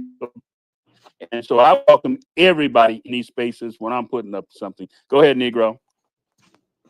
so I wouldn't say racism rule, but I'll say that racism does impact, and that's a fact. It impacts every aspect of the way of our life. And Hold on. The question is, does racism rule? And there's a very important word in there. Your world. No. I'm saying that it doesn't rule, but it does impact. That's a fact. And then on top of that, rule confines it to an individual. Like you have the king of racism, like that don't make no damn sense. All right, man. So But like the question was your world. Your world is different than the world at large. Your world. Yeah, we only talking about your world. We're not talking about. We don't stop applying. You keep answering to the world at large. Yeah, stop trying to apply. Stop trying to apply the whole world in this. The question said. The question: does racism rule your world? The same thing with the title of my book. I am not your black. Okay, I am not your black, comma, America. I'm saying, I am not your black. Whatever way you think you trying to box me in, whatever way you trying to make me act, whatever way you think that I need to be, I'm telling you, America, I am not that damn person. You do America not get meaning to. the dominant majority. Yes. Okay. I'm Answer that question first. Answer that question. Does racism rule not Negro? I want to know, does it rule Negroes' world? Okay. Life, yeah, it impacts every aspect of my life. Okay. My employment and my employability. All right. Doesn't matter if I have a master's degree or not. I'm not getting the shakes and the things that are balanced and fair that I worked hard for, right? So there's a lot of things that are tied to this, and the reasons why people can just expand it outside of themselves. because they know that they're institutions. They know that there's structural things that are happening, even to me specifically as a black man in America, right? And to ignore those things, I think that again, that is a very risky message to be promoting, because that's negating the harms that has happened to us here on this soil. See, when we say that there is no racism, or racism doesn't really impact me, then why would I give you, as the oppressor, quote unquote, why would I give y'all people reparations? See, that would be the flip side to that logic. And why? No, because that's payment for past works. Oh, dude, you got people out here. There's systematic racism with the police and all that stuff. I'm talking like the dominant society. I'm big bad dominant society. So I don't have to pay y'all Negroes nothing. Hey, we're gonna stay on the title here, because everybody here, and I'm being very intentional when I'm saying this. Every time I hear people want to take it to the general, I don't care about the. I'm hearing you say. You just said. You just said that racism rules your world. Okay. I didn't say rules. I said impacts. Why you keep changing the wording, Negro? I already said. Number one, you change the words, and then you conflate, you conflate personal to the collective. Right. You do two things. You change words, and then you conflate personal with the collective. Wait. We titled this specifically for individual, not in the king of racism is. But we titled this. We heard you over and over, Negro. Make your submission about the same thing. You on a default setting. We've heard your submission over and over. Yes.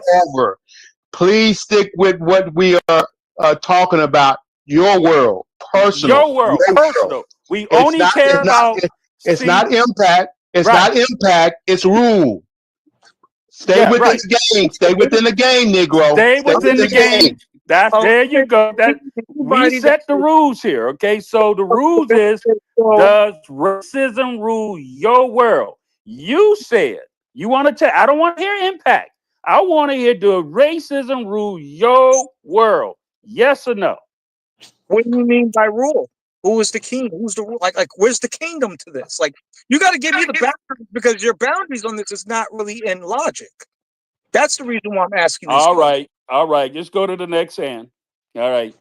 Here, let me just before we go to the next hand, let me just say, rule by definition, control of or dominion over an area or people, or that is to rule, and then one of a set of explicit or understood regulations or principles governing conduct within a particular activity or sphere that are rules, right?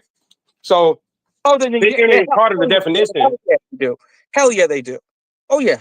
Okay, so that's all we said. Okay. So now that you said that, you have admitted.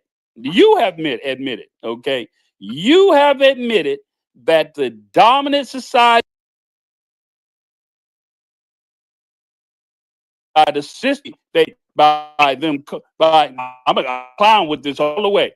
They named our ancestors black. Okay, they put the color construct in place. They created the rules that we operate. Our people didn't come about until 200 years. The rules of America was already in place. They got they put all that in place, and here we are. We've been here now over 400 years, and you saying, I'm not saying, you are saying, at how old you are saying, okay, that you have not yet, that's the word astute, you have not yet astutely discovered how to beat them at this game. It's still ruling your ass, okay? It still got you captured. You still bothered by it. You still, if reparation never come to you and your family, oh hell, The world that your children never gonna live no better quality. They're never gonna know what America I live to be an American in this country because you are controlled and you're allowing it to control you. You'll never see what God has for you. And I'm gonna go here. If you're saying that this system, then what did God? Who put you here? Okay, did the world, did the government put you here, or did God put you here? You believe that your God put you here to be ruled by another demographic of people? Do you believe that?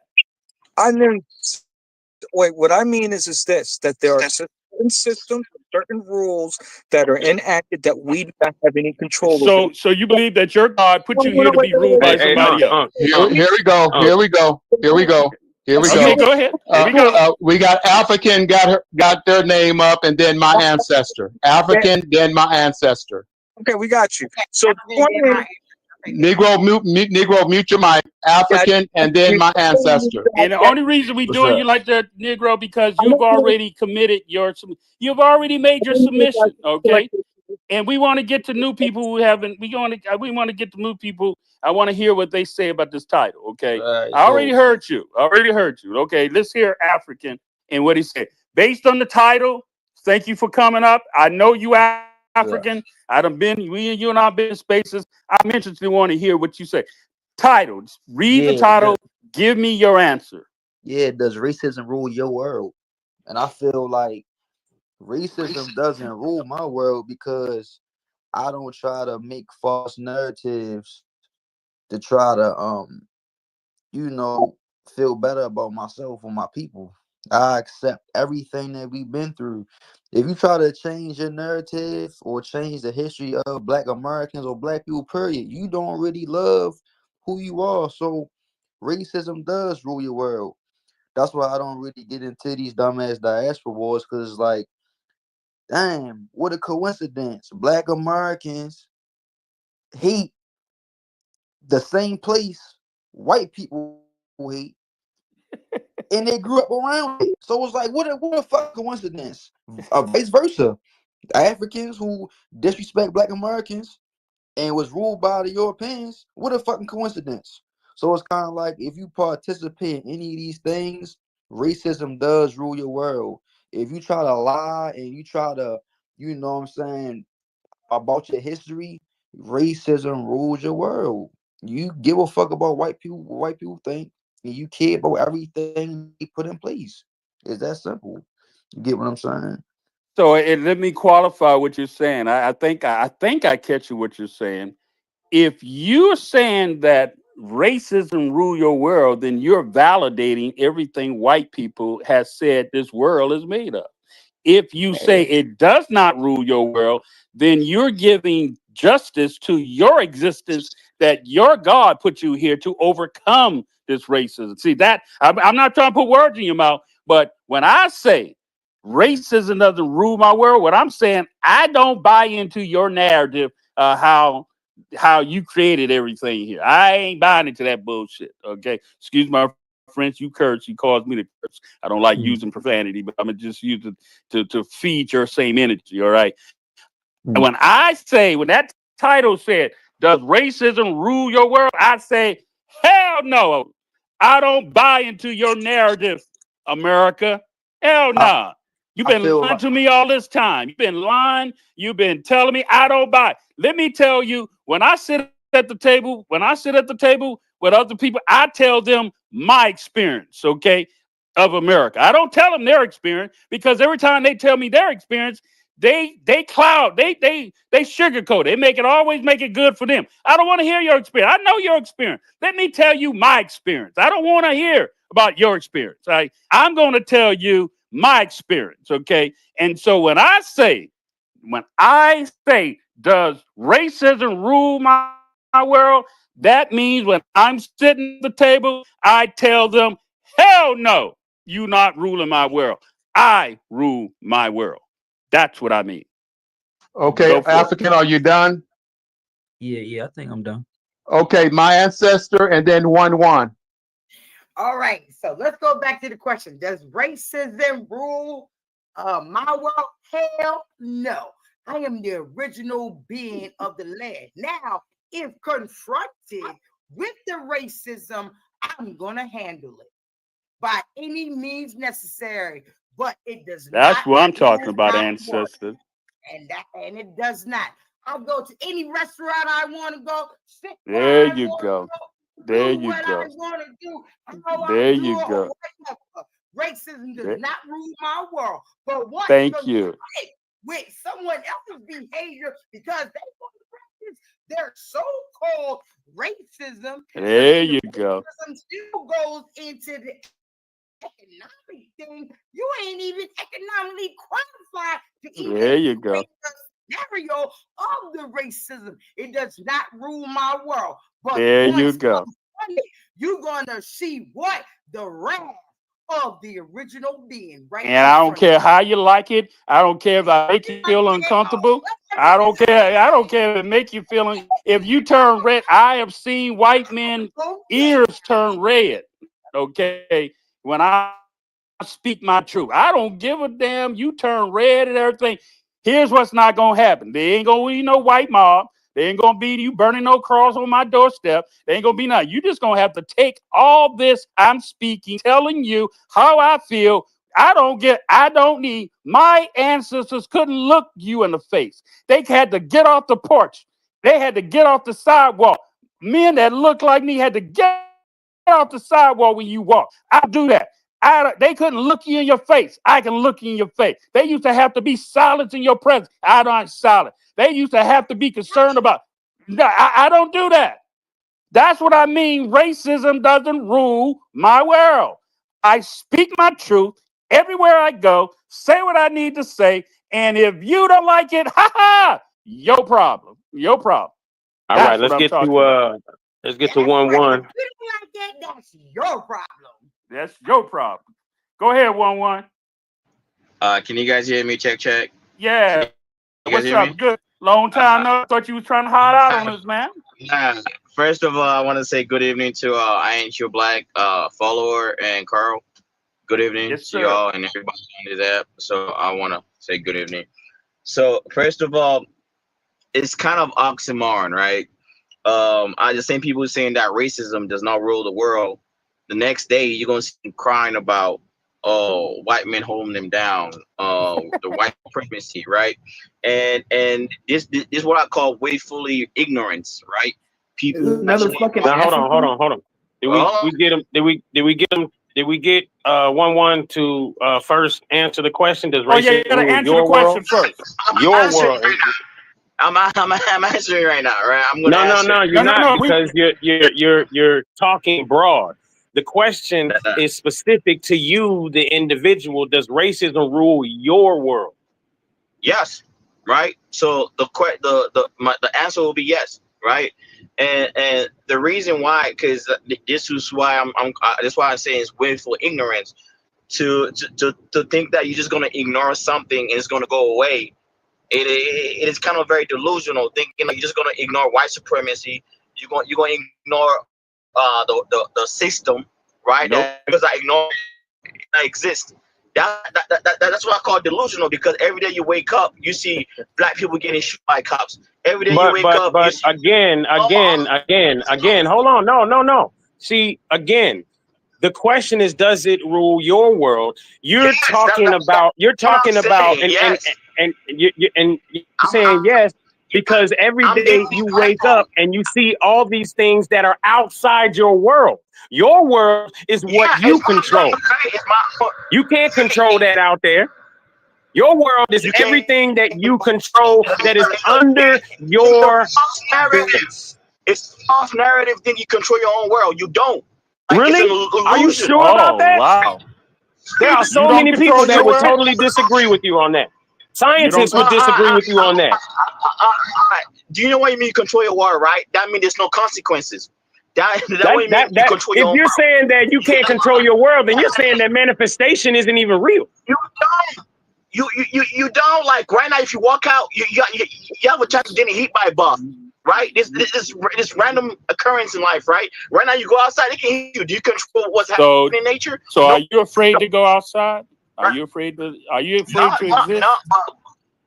No, I am not afraid it exists, but I know stopping that's out of my control. I am not So going to be ignorant of the that's not your world. Right. You don't control nothing in life. Like So, even your breath, so you you don't just, control your own. so it just, I don't want to put no words in your mouth. I'm only going, you answered the question, and so I can only respond to you based on. Give me a minute, follower. My bad. Give me a minute, right? As a black man, right? You talking about does racism rule the world? Yeah, as a black man, rule the world because I have to be careful of like me getting scared of getting pulled by a cop, right? Because call my skin, right? As So a black man, when you walk out the house, you have that fear. Hey, let him finish. Because y'all asked the question. As a black man, I know a white man that has way more privileges than me, right? I am not going to know the facts that those things are not factors affecting me, right? That's the problem. You guys are doing willful ignorance because you got the point. It doesn't mean you're going to ignore the fact. Mean it does not exist. White supremacy exists for every black melanin people on this earth. And you all sit here and act like, oh, if I just ignore it, That's not what anybody's saying, no. That's not nobody saying ignore it. I pick the fact, you be like, oh, it doesn't affect me because I don't believe in it, right? You don't believe in it does not have nothing. No, it doesn't affect me because I don't give power to it in my world. It doesn't affect me. I understand that it exists. It don't matter if you give power to it. That's the problem. It does not. It does matter. What you give power to is what will be. That is an actual fact. Once you go out and get pulled by a cop, did you have power over that? You got racially yeah, you do have power. Yeah, check you this have out. power over how you react to the how situation. You react to the situation. That's right. You act like power of getting racially profiled. Right? Racism we're talking. Okay. All right. So you gave. I want to get some new hands. I got to see a couple new hands up here. I'll come back around. Yeah. And since you're a new hand coming up here. Answer the question. Thank you for being here. Good. No, I'm gonna let you read it, and you tell me your response. Who's that? HXWH? Which one? Who are you talking about? H. Yeah. I want H. Yeah. I don't know how to pronounce it. I don't know how to pronounce it. Pronounce Yoa. Pronounce Yoa. Pronounce Yoa. Yoa. Okay. So the title. Read the title, and then give us an answer. So does racism rule my world? Yes and no. So what I mean by that, I'll explain that. Racism is a system as well as it is a spirit. So it's in many different systems and spirit that are embedded within not just my own body, but even within the mind and even within this system from the outside. So it's a multifaceted system. Racism does rule my world. It does prevent me from getting opportunities. There was opportunities that I had, but because racism was instilled into there, I couldn't get it. I couldn't get the position, or I couldn't keep the position. But then when racism was not the factor, I was invited into places that normally you wouldn't get invited into. See what I'm saying? So racism does rule my world. Racism is real. Now, I don't know about you Africans. You African men keep talking about racism doesn't exist. Racism. I said, of course it doesn't exist for you because Africans kill their own people. Africans will genocide their own people. I'm not African, bro. I'm talking to one. I'm talking to 1-1. I'm talking to 1-1. I got you. Because when the Congo, hold on, let me explain. When the Congo genocide happened, it was other Africans killing other Africans that were working with the Leopold. So. Yeah, but he was in agreement with you that racism does exist. So to even point that towards him, both of y'all on the same. Don't make y'all sense. both on the same plane. No, I'm not on the same page. I'm not on the same page because they'll try to act like that they understand what racism is. I say you don't understand what it is because you come from a continent of tribalism. Tribalism is your form of racism. You can't understand racism because you come from tribalism. So the next thing, your real enemy is within your own tribe. It's within these other tribes or whatever. That's your real enemy. Racism. We also practice racism amongst ourselves. No, we don't. No, we don't. Here, let me explain what racism actually is. Racism is an economic, systemic type of conditioning and prevention of another group uplifting the group. That's not racism. That's what you maybe call classism or elitism. What you call elitism. And elitism is basically saying that, well, I'm in this position of power. and you're not in this position of power, so I'm going to prevent you from getting wealth. That's called elitism and classism. We have elitism and classism in America, but we don't have a racist against each other in America. So we don't have a racism issue. So let me ask you this question. So you said the question is, the racism rule your world. You said yes and no. So I want to speak to your yes before I understand your no, because see, it can either be one or the other. It can't be both. Okay, it got. So when I should really specify. I would say racism does have some type of rulership over my world, both within the mind and the outside, and how it affects my opportunity. And who fault is that? Yeah, because who controls your mind? Well, I have mastery over my mind, but the mind can be invaded. The mind can be tampered with, and so because the mind, what you watch, what you read, what you buy into, all an invasion. But you control every aspect of that, though. But it's not inherently your fault that racism exists within your mind. What? It's not inherently your fault. It is not. It's not. How does racism get in your mind without it being your fault? Explain that. Because through other types of conditioning, psychological conditioning, sexual conditioning. Are you not the master of your coming and going? I am the master of my consciousness, but my consciousness can still be invaded and infected. But without you knowing. But without me knowing, it just sneak up on you. It can. For majority of us sneak up on us. Majority of us are pretty innocent. The majority of us are pretty innocent. The small number of us that know, those are not the innocent ones. They either know and they don't say anything, or they know. So how old are you? I'm 28. Okay, if you was my son, okay, I'm 65 years. I'll be 65, and okay. First of all, before I say, will you give me the permission to speak to you like as if you was my son? Absolutely. Yeah, absolutely. All right. So I asked you the permission first. Okay. If you was my son, I got a son who's 47 years old. He's doing very well. Went to Duke University, handling his business. I got a daughter who's went to West Kentucky. She's 35, not married yet. I'm afraid that she might not find a young man. I don't know. She's too good, but she ain't got no kids. So I'm going to answer. If you was my son and you told me what you just said, this is my response to you as a loving father to my son. I will tell you, son, have you ever heard your father ever say the white man was my problem? My son has never heard me say nothing of that sort. I said, have you ever heard your father say my existence only come by what white people allows me to accomplish? Have you ever heard your dad say that? My son, no. No, I never heard him say this. You never allowed that into his reality. Yeah.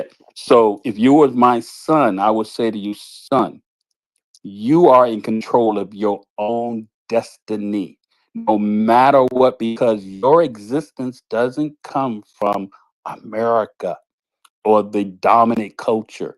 Your existence comes from your creator and what you believe that you can achieve and accomplish. And that means you might have to work at it.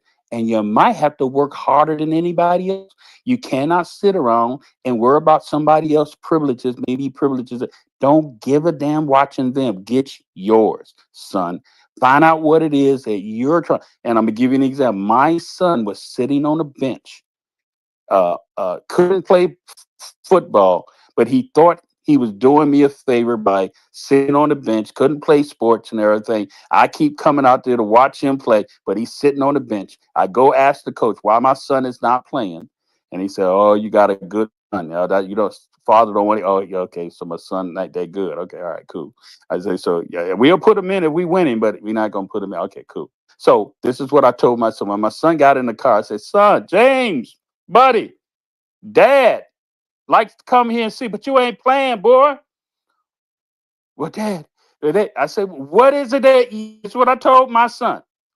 What is it that you can do at this school, boy? Go find something you can do. I don't need you to try to be, I don't play sports. I wasn't good at it either. Don't be trying to act like, well, those other kids, because I'm so big. And forget them. Go find something you can do. Boy, that was the best advice. He's looked at me. I'll never forget that face he looked at. He said, "You think, Dad?" I said, "Yeah, James. I don't want you sitting there trying to be something you're not, trying to go down something you not even, and you sitting there and you're not, and you giving up time that you can be working on something that's you. Go find something in that damn school that's you, that you can master." Well, that young man got involved with the chess team. He ran for school president. He got into the debates, things that, I mean, I was proud of. He would, and that led him to getting an academia scholarship to Duke University. Hello, did y'all catch that? He went and excelled at what? What he can do. What he can do. And he didn't allow no one to got picked on by all the other kids. You know how black kids, because he was a smart little young man. He was smart, he was and he got picked on. He got picked on by, but he had a father was in his ass. And I don't give them, they ain't your dad. I'm your dad. Okay. And I'm telling you, go do you. I don't give a damn what they say about you. Go do. And he went and did him. So if you was my son, I'd take go do you. I don't ever hear you tell me that racism is your problem. No. Go do you. Go make it happen. Did it make sense? Just as long as you're doing everything legal and not, doing anything. Yes. Actually, there's a song by Teresa Smelter called "Break the Law." Y'all know the song? There's a song called "Break the Law." I don't have to be. You don't have to do it legally per se, because they don't do things legal. Like even when it comes to the police, they don't do everything. Oh yeah. I didn't say. Come on, dude. They say protect and serve, but they don't mean protect and serve civilians or citizens. That tells you right there that this overlay is it's a fake. It is. There's. I'm not saying everything is bad in the legal system. I'm saying many things within the legal system is fake. It's crooked. It's crooked. Not all of it is crooked. Not all of it. Right. Not all of it's crooked. But you got to know it, though. Okay. But you got to know the system. Do you catch that? Okay. Let Young Blood land, and then we got AGI. But yeah, I'll land. But yeah, I'll say racism does not have to rule your world, but it does have power over many people's, and that's part of why. Other than your own reality, it within the environment within your outside of you, it will definitely affect you in other cases. But in most cases, I believe that racism is something that can be culled and defeated and obliterated and eviscerated within your own mind. And once you get rid of it from your own mind, you can get rid of it from the outside. And that's with anything. Once you get your mind in order. There you go. That's what I want to hear. Because your mind is what creates your reality. Every second of the day. Every second of the day. Every second. There's not Jay will post some Democrat, by the way. That's something that y'all can share with your family, whatever. Okay, cool. I like that. Like that. Go AGI. Hey, what's up, everybody? It's a great conversation. So kudos to the host and the co-host and for bringing this up. You want to answer the question? Yeah. Well, yeah. I was going to answer the young man, but it seems like he cleaned it up at the end, so there's really no need for me to. Oh, you heard that too, didn't you? Yeah. There's no need for me to go there. You're right. I'm glad he did. But does racism rule my world? No, it doesn't rule it. There's always going to be obstacles. Yeah. There's always, we don't have it in 2025. We don't have it nearly as bad as our grandparents or great grandparents. Say that, bro. Say that. That's right. There's no reason for us to be sounding like we lived back when our grandparents lived. So young people who say, "Oh, we can't do this. Oh, we can't do that." It's like, what are you talking about? It's 2025. Does racism exist? Of course it does. Are there hindrances? Of course it does. Of course there are. There are many hindrances. But you're sounding softer than your grandparents and great grandparents and they had to go through a lot worse. Say that, man. That's what. Oh You my got a God, you got a man. I cell want to phone. send you, man. You got a cash app. I'll send you a bar. Golly. Yes. Let him go. Let him go. Let him go. How you gonna send him something? Don't send me See, I'm already about it. you need to Don't keep it stop. to you need to All keep right. it to It the was just DMs, bro. Keep it to the DMs. As you get in trouble, got to keep it to the DMs. Hey, but let him land. Let him land. Go ahead, Go AGI. ahead, AGI. I like what you're So- saying, man. So what I'm saying is that you have young people with a cell phone and a car and social media, and they can start a business. You can start a business in a week. You know, you have the tools to start a website in a day. In 24 hours, you can create a website now with no code. You can start your own business. You can do your own thing. They're making millions on YouTube and TikTok and this and that. And so for young people now to say, oh, it's so hard, there's nothing I can do because it's so hard. I mean, the racism, I can't do anything. It's just a cop-out in my view. But does racism exist? Yes. But there's always going to be obstacles. There were obstacles before there was a thing called racism. People were killing each other and enslaving each other. There's as a man or a woman, you're always going to have obstacles, but you have to overcome them. And now is the time to take advantage of things, of you having access to certain things, because now you can cheat the system and you can make your money and you can do whatever it is you want to do. So I just kind of wanted to say. Well, AGI, I appreciate you coming out. You did something there which was very interesting. You said, do racism exist? Yes. But the question was, does it rule your world? And you said no. That's key.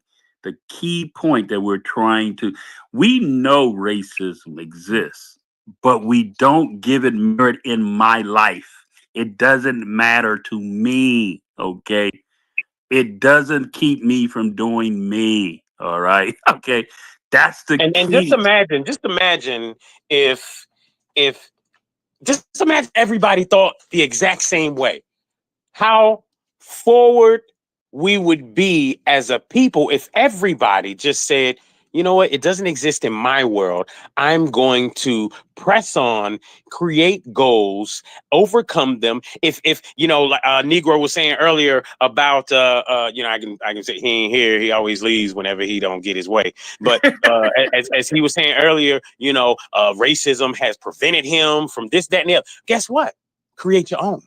Create your own lane if that's the problem. If you really feel that's the problem. But you know why most don't? Because that ideology overtakes and overcomes you so much to where you can't even see your own foot in your mouth and your own foot on your own neck half the time. So again, if you believe in manifestation, then you understand that you manifest your own reality. So if you manifest your own reality, at every instant of the day, you're doing that. You're manifesting I am manifesting the next 5 seconds right now. I am manifesting the next 5 seconds right now. And right now, guess what I'm doing? I'm manifesting the next 5 seconds after that. I'm in control of that. So I can allow the ideology of racism, which again, as a man speaketh, thinketh, doeth, so shall he be. Therefore, if I jump up on social media and I jump into the racist stuff and I jump over here into this conversation, into the racist stuff, and I jump over here onto the TV into this racist stuff, guess what's going to happen? I will be correct to say that racism rules my world, because I will always be running into racism because I have embedded my subconscious mind with the ideology of racism over and over and over again. What happens if you just took a week and decided not to? Turn off all the racist social media. You know, some of y'all's algorithms is just, you know, hit with that. You know, that's your wall. That's your homepage. Turn it off and just take a week and see how things change for you. I challenge anyone. 1-1, and then Sway me, then my ancestor. First of all, I actually want to speak again because the guy just got out. Like he just left the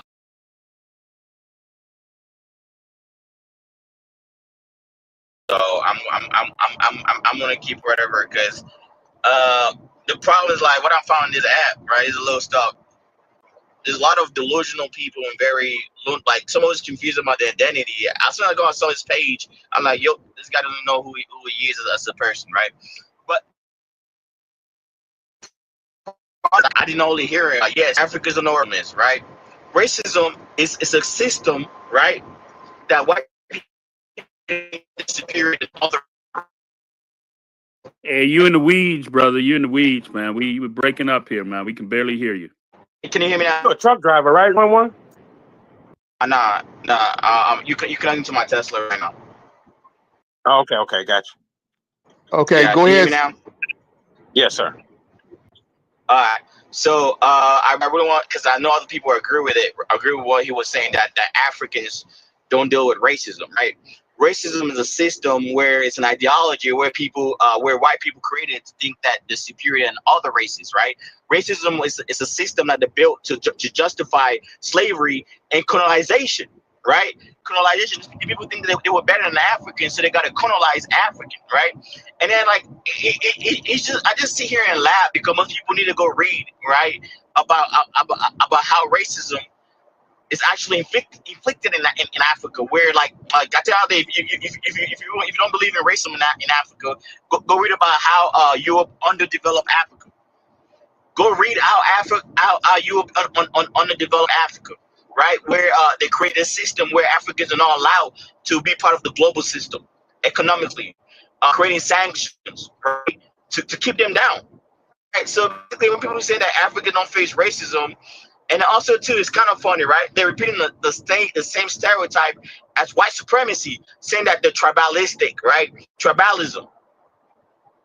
Right now, we got a war going on in Ukraine, right? No one's called that tribalism, right? You got Ukrainian and Russian. Those are white people fighting white people, right? So like, people just need to read up, you know what I mean? But just to bring you back home, racism does affect you, but it just like someone said, like it's how you deal with it. You know what I mean? You just got to learn to go through the obstacles in life, you know? Well, we're glad you came around 1-1. And let me say this for future submissions. This audience, this space, we are what Mishon says, we are astute.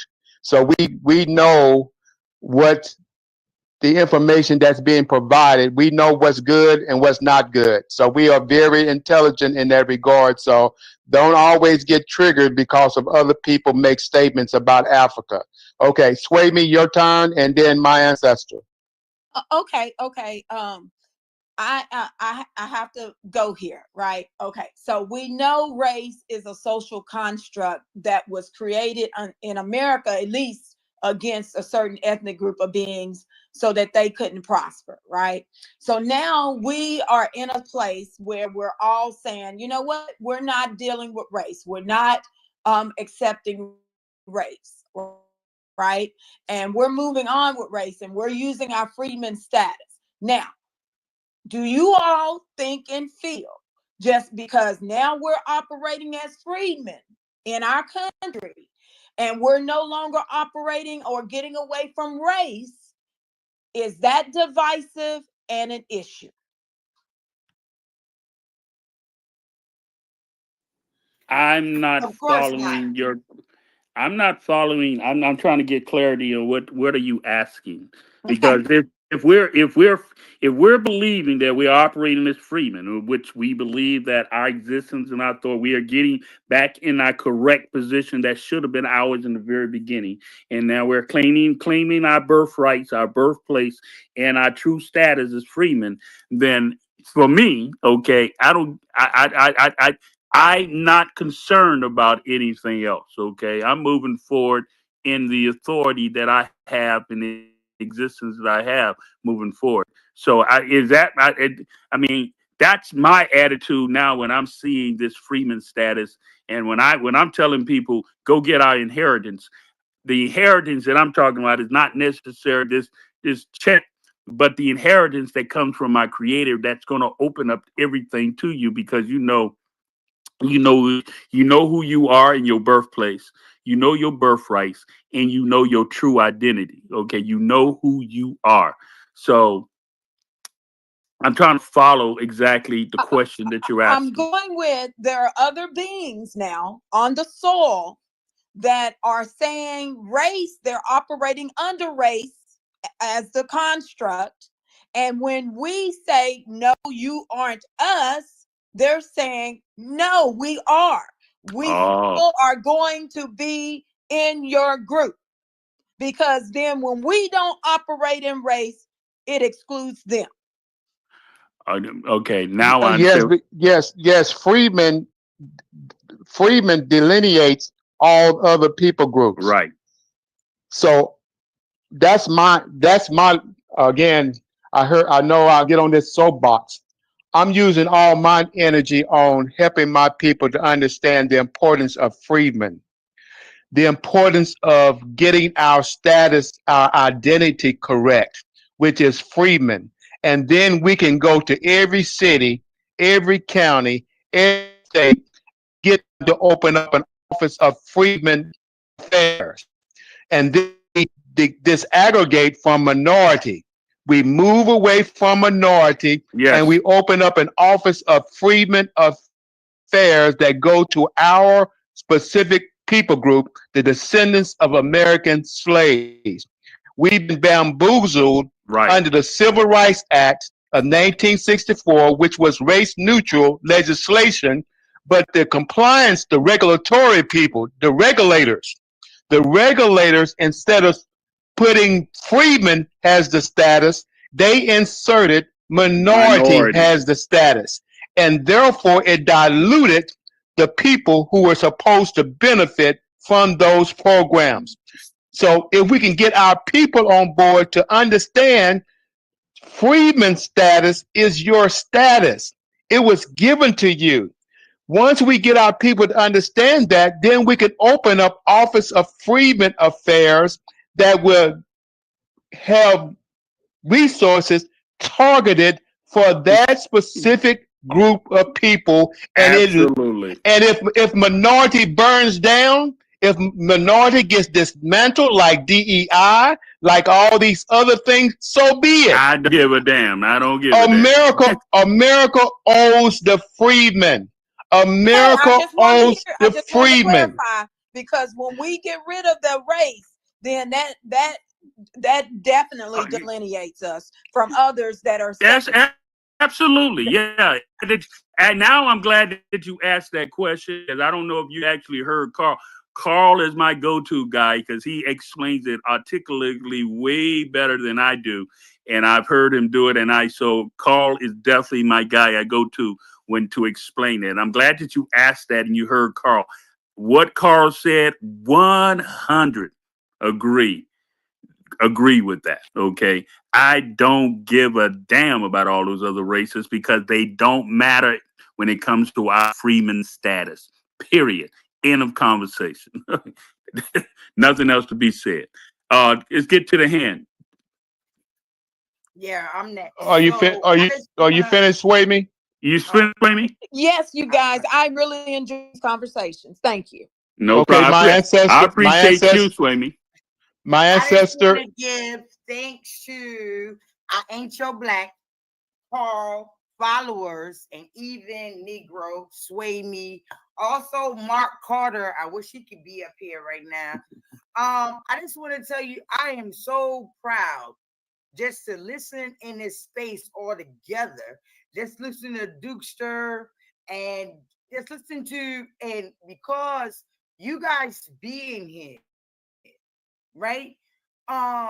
Even when you were speaking to the brother and just talking to him all together, because it seemed like he had a little fear going on. Mm-hmm. Heard that too, huh? Turned around. Yeah, I heard the fear. I heard the fear. And you know, you turn it around and you let him know there's nothing to be afraid of. There's nothing to fear but fear itself. Right. Nothing to fear but fear itself. And I am just so proud that we have this. We have brothers and sisters out here letting you know, hey, We don't allow this situation to conform us. Right. The movers and shakers. And until people realize that we are the original beings of the planet, I'm talking about the planet. I'm talking about right here in the Americas or wherever you want to go at. Then until then, you're gonna have that fear. But there's nothing to fear but fear itself. And that fear is something that you have to figure out for yourself. It's like looking at the man in We the can't do it for them. And my answers, we cannot do it for them. them. Right. We cannot do it for them. But the thing is, you're here. Right. You're there and you're helping. And that's what we need. That's what we need. Appreciate that, my ancestor. Doopster, you want to go? I say AGI, you had your hand up. You still want to speak, or you was before Doopster? No, you guys go ahead because you're talking. I think you're talking on a subject that I can't really add to. So go ahead. Go ahead, Doopster.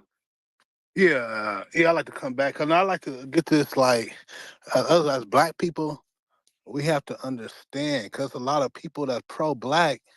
See, in our community, it's the so-called coons that always do better. Don't you notice that? Like, and when you break down the coons, Hold up. Hold on, let him go. Let him go. Let him go. You gonna let him go there? He said so-called.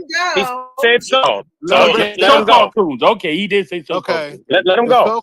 The so-called coons is always the successful ones. But you know why they're successful? Because in mind that racism don't exist. Okay. So when we see the uncle that moved out the hood and come back and help his nephews and stuff, give him buy him a basketball, do things that other people can't do, they look at him because it's in a Black family like, oh, that's my uncle, he a coon, or that nigga he living with the white folks, he out with the white folks, he think he nuts. But the whole time when you ask him, hey man, when you talk to him, he break it down. Like, nah, man, you need to stop hanging. You need to go to school. He don't want to hear no excuses about the white man. Okay. You can't talk. You can't. That's where I'm getting at. Like, Okay, got you. So in our culture, we quick to call him out. He think he better than us. Right. He said it ain't no white supremacy. No, he doesn't know how to navigate through it, and it didn't let him stop. White supremacy didn't stop him from getting what he need to get. So that's how we gotta take a page out that book and quit. Because once you start shutting down your mind and you see $100,000 car, you see $200,000 car, you be like, damn, that costs too much. You already shut your mind down.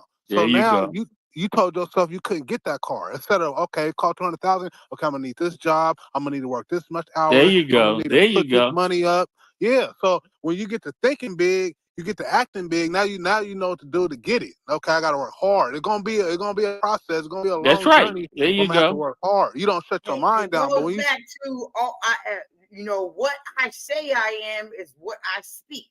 How does it go? I ain't your Black. How does that phrase go? All that I think I am, I do.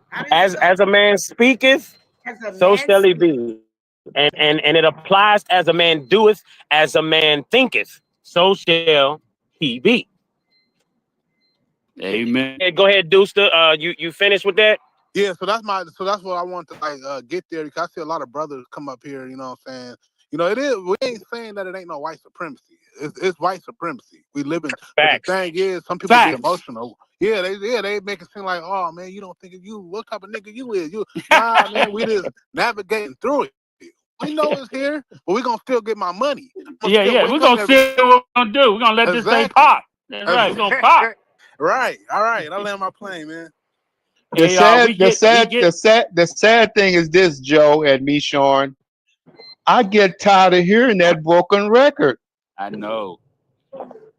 That's why I'm glad the three of us collectively. I love Negro. Okay, I love him. I love his presence. I love him being here and bringing it.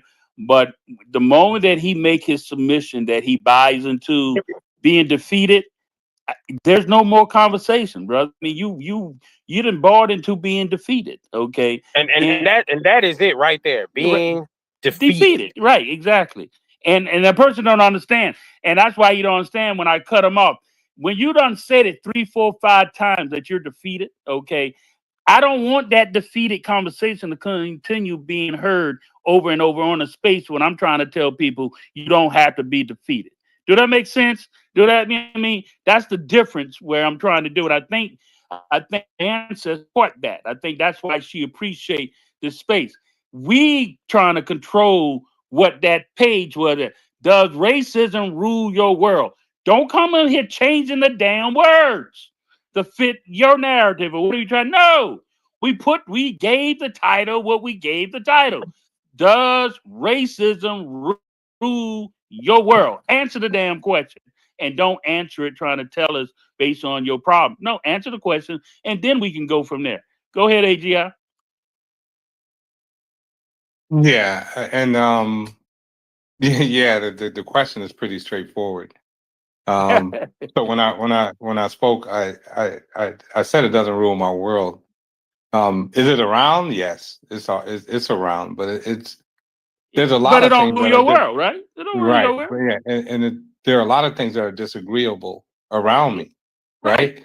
But I don't know, I gamify it. Right. You know, I gamify it and say none of it's going. I can think my way and be more clever There you than go. anything around, and I think that's the confidence that a lot of young people don't have these days. Now, does it exist? Yes, and I Hell think yeah. we Yeah. all agree that this stuff exists, Yeah. and it is formidable. I'm not gonna lie, but Yeah. I think we're clever enough Yeah. to get around it. We just gotta make the choice to do so.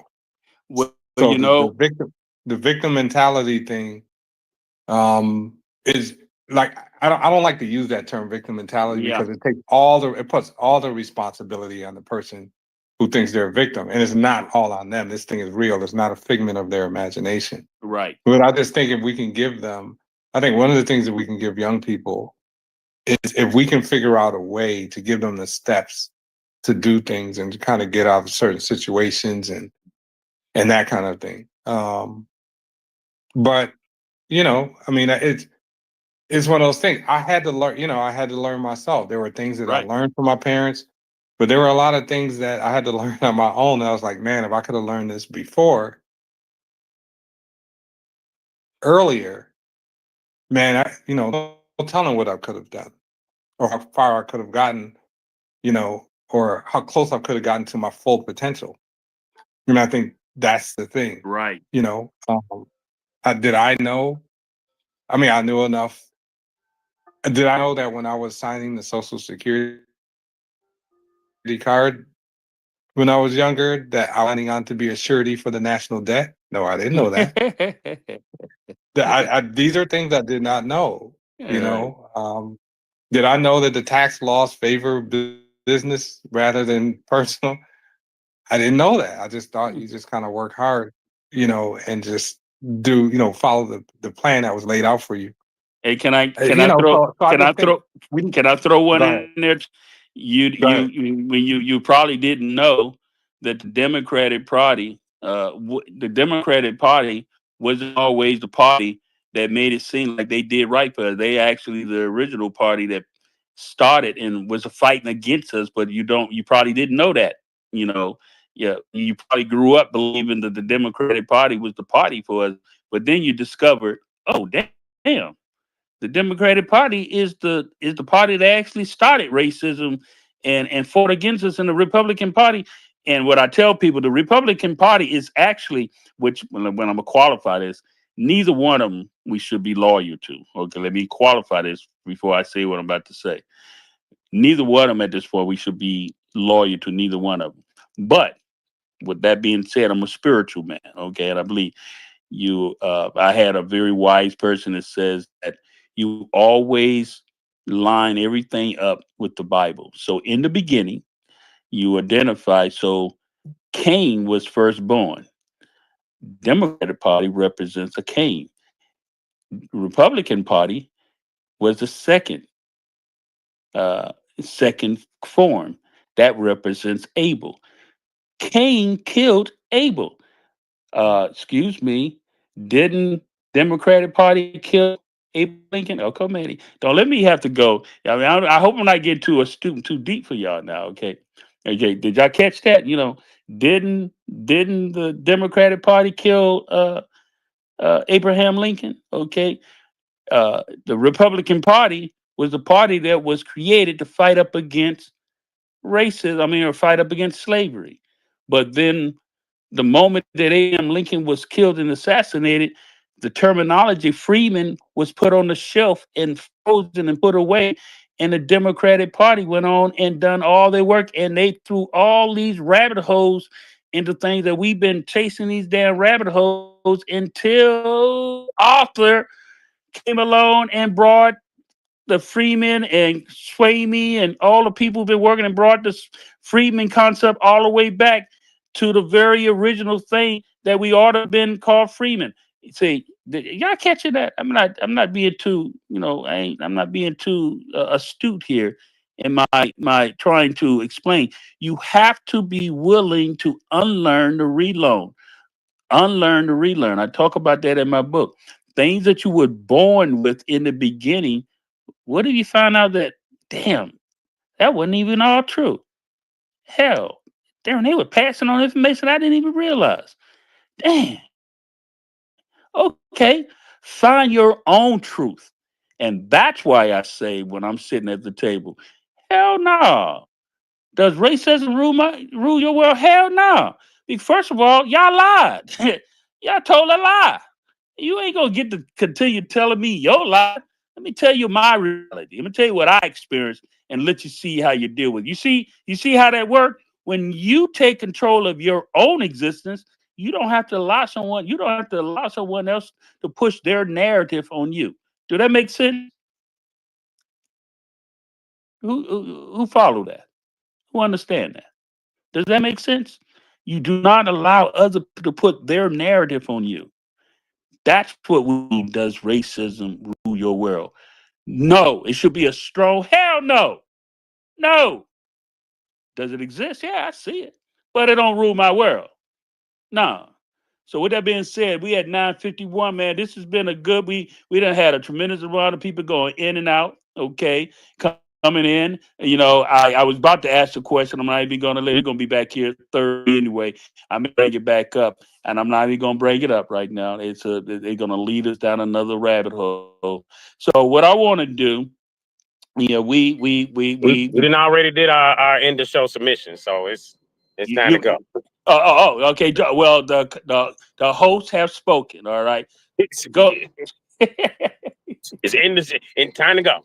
But look, this has been a fantastic space, and I mean, I absolutely appreciate, love, and adore everyone. Even through the years, as I have been on different social media spaces, and people comment, I don't have to agree with. I still hit the like button. Why? Because I just applaud people for speaking. So many people just stay silent about topics, and we don't get to have any type of understanding about each other because people are afraid to speak. Well, again, in this space, one thing that we've done wholeheartedly is make sure that nobody's getting run down, beat down. A lot of these other spaces, these fools take pride in verbally beating people up, verbally abusing people, our own people. They take pride in that. And so I see a lot of people that come in our spaces that speak up, that when they're in other spaces, they just sit back and listen. Why? Because they know. You know what I mean? Here, we're not going to do that to you. We might go back and forth and we may not agree, and we're going to point that out, but we're not here to beat nobody up, man. We're here to get understanding about each and every other person's point of view. And I appreciate the intelligence and the astuteness of the individuals who come here, open their mouth, and spit their ish. So love y'all. We're going to see y'all tomorrow, 7 p.m. Jump on and, let's get some good conversation going so we can have some forward movement. All right. Remember, you can check us out on all of the social media platforms. I Ain't Your Black. Again, we will see y'all tomorrow, 7 p.m. Peace.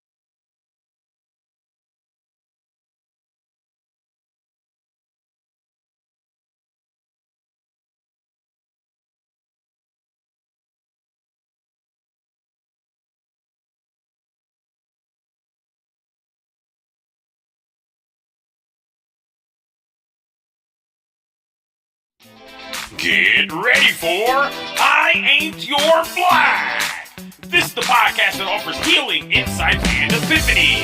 Discussing and reviewing everything others are afraid to talk about. It's all about what is right for us. I ain't your new black. I ain't your old black. I ain't your future black. America! I ain't your black. And now, the host of I Ain't Your Black, Mr. Just As Joe and Uncle Mishore. They got a mean like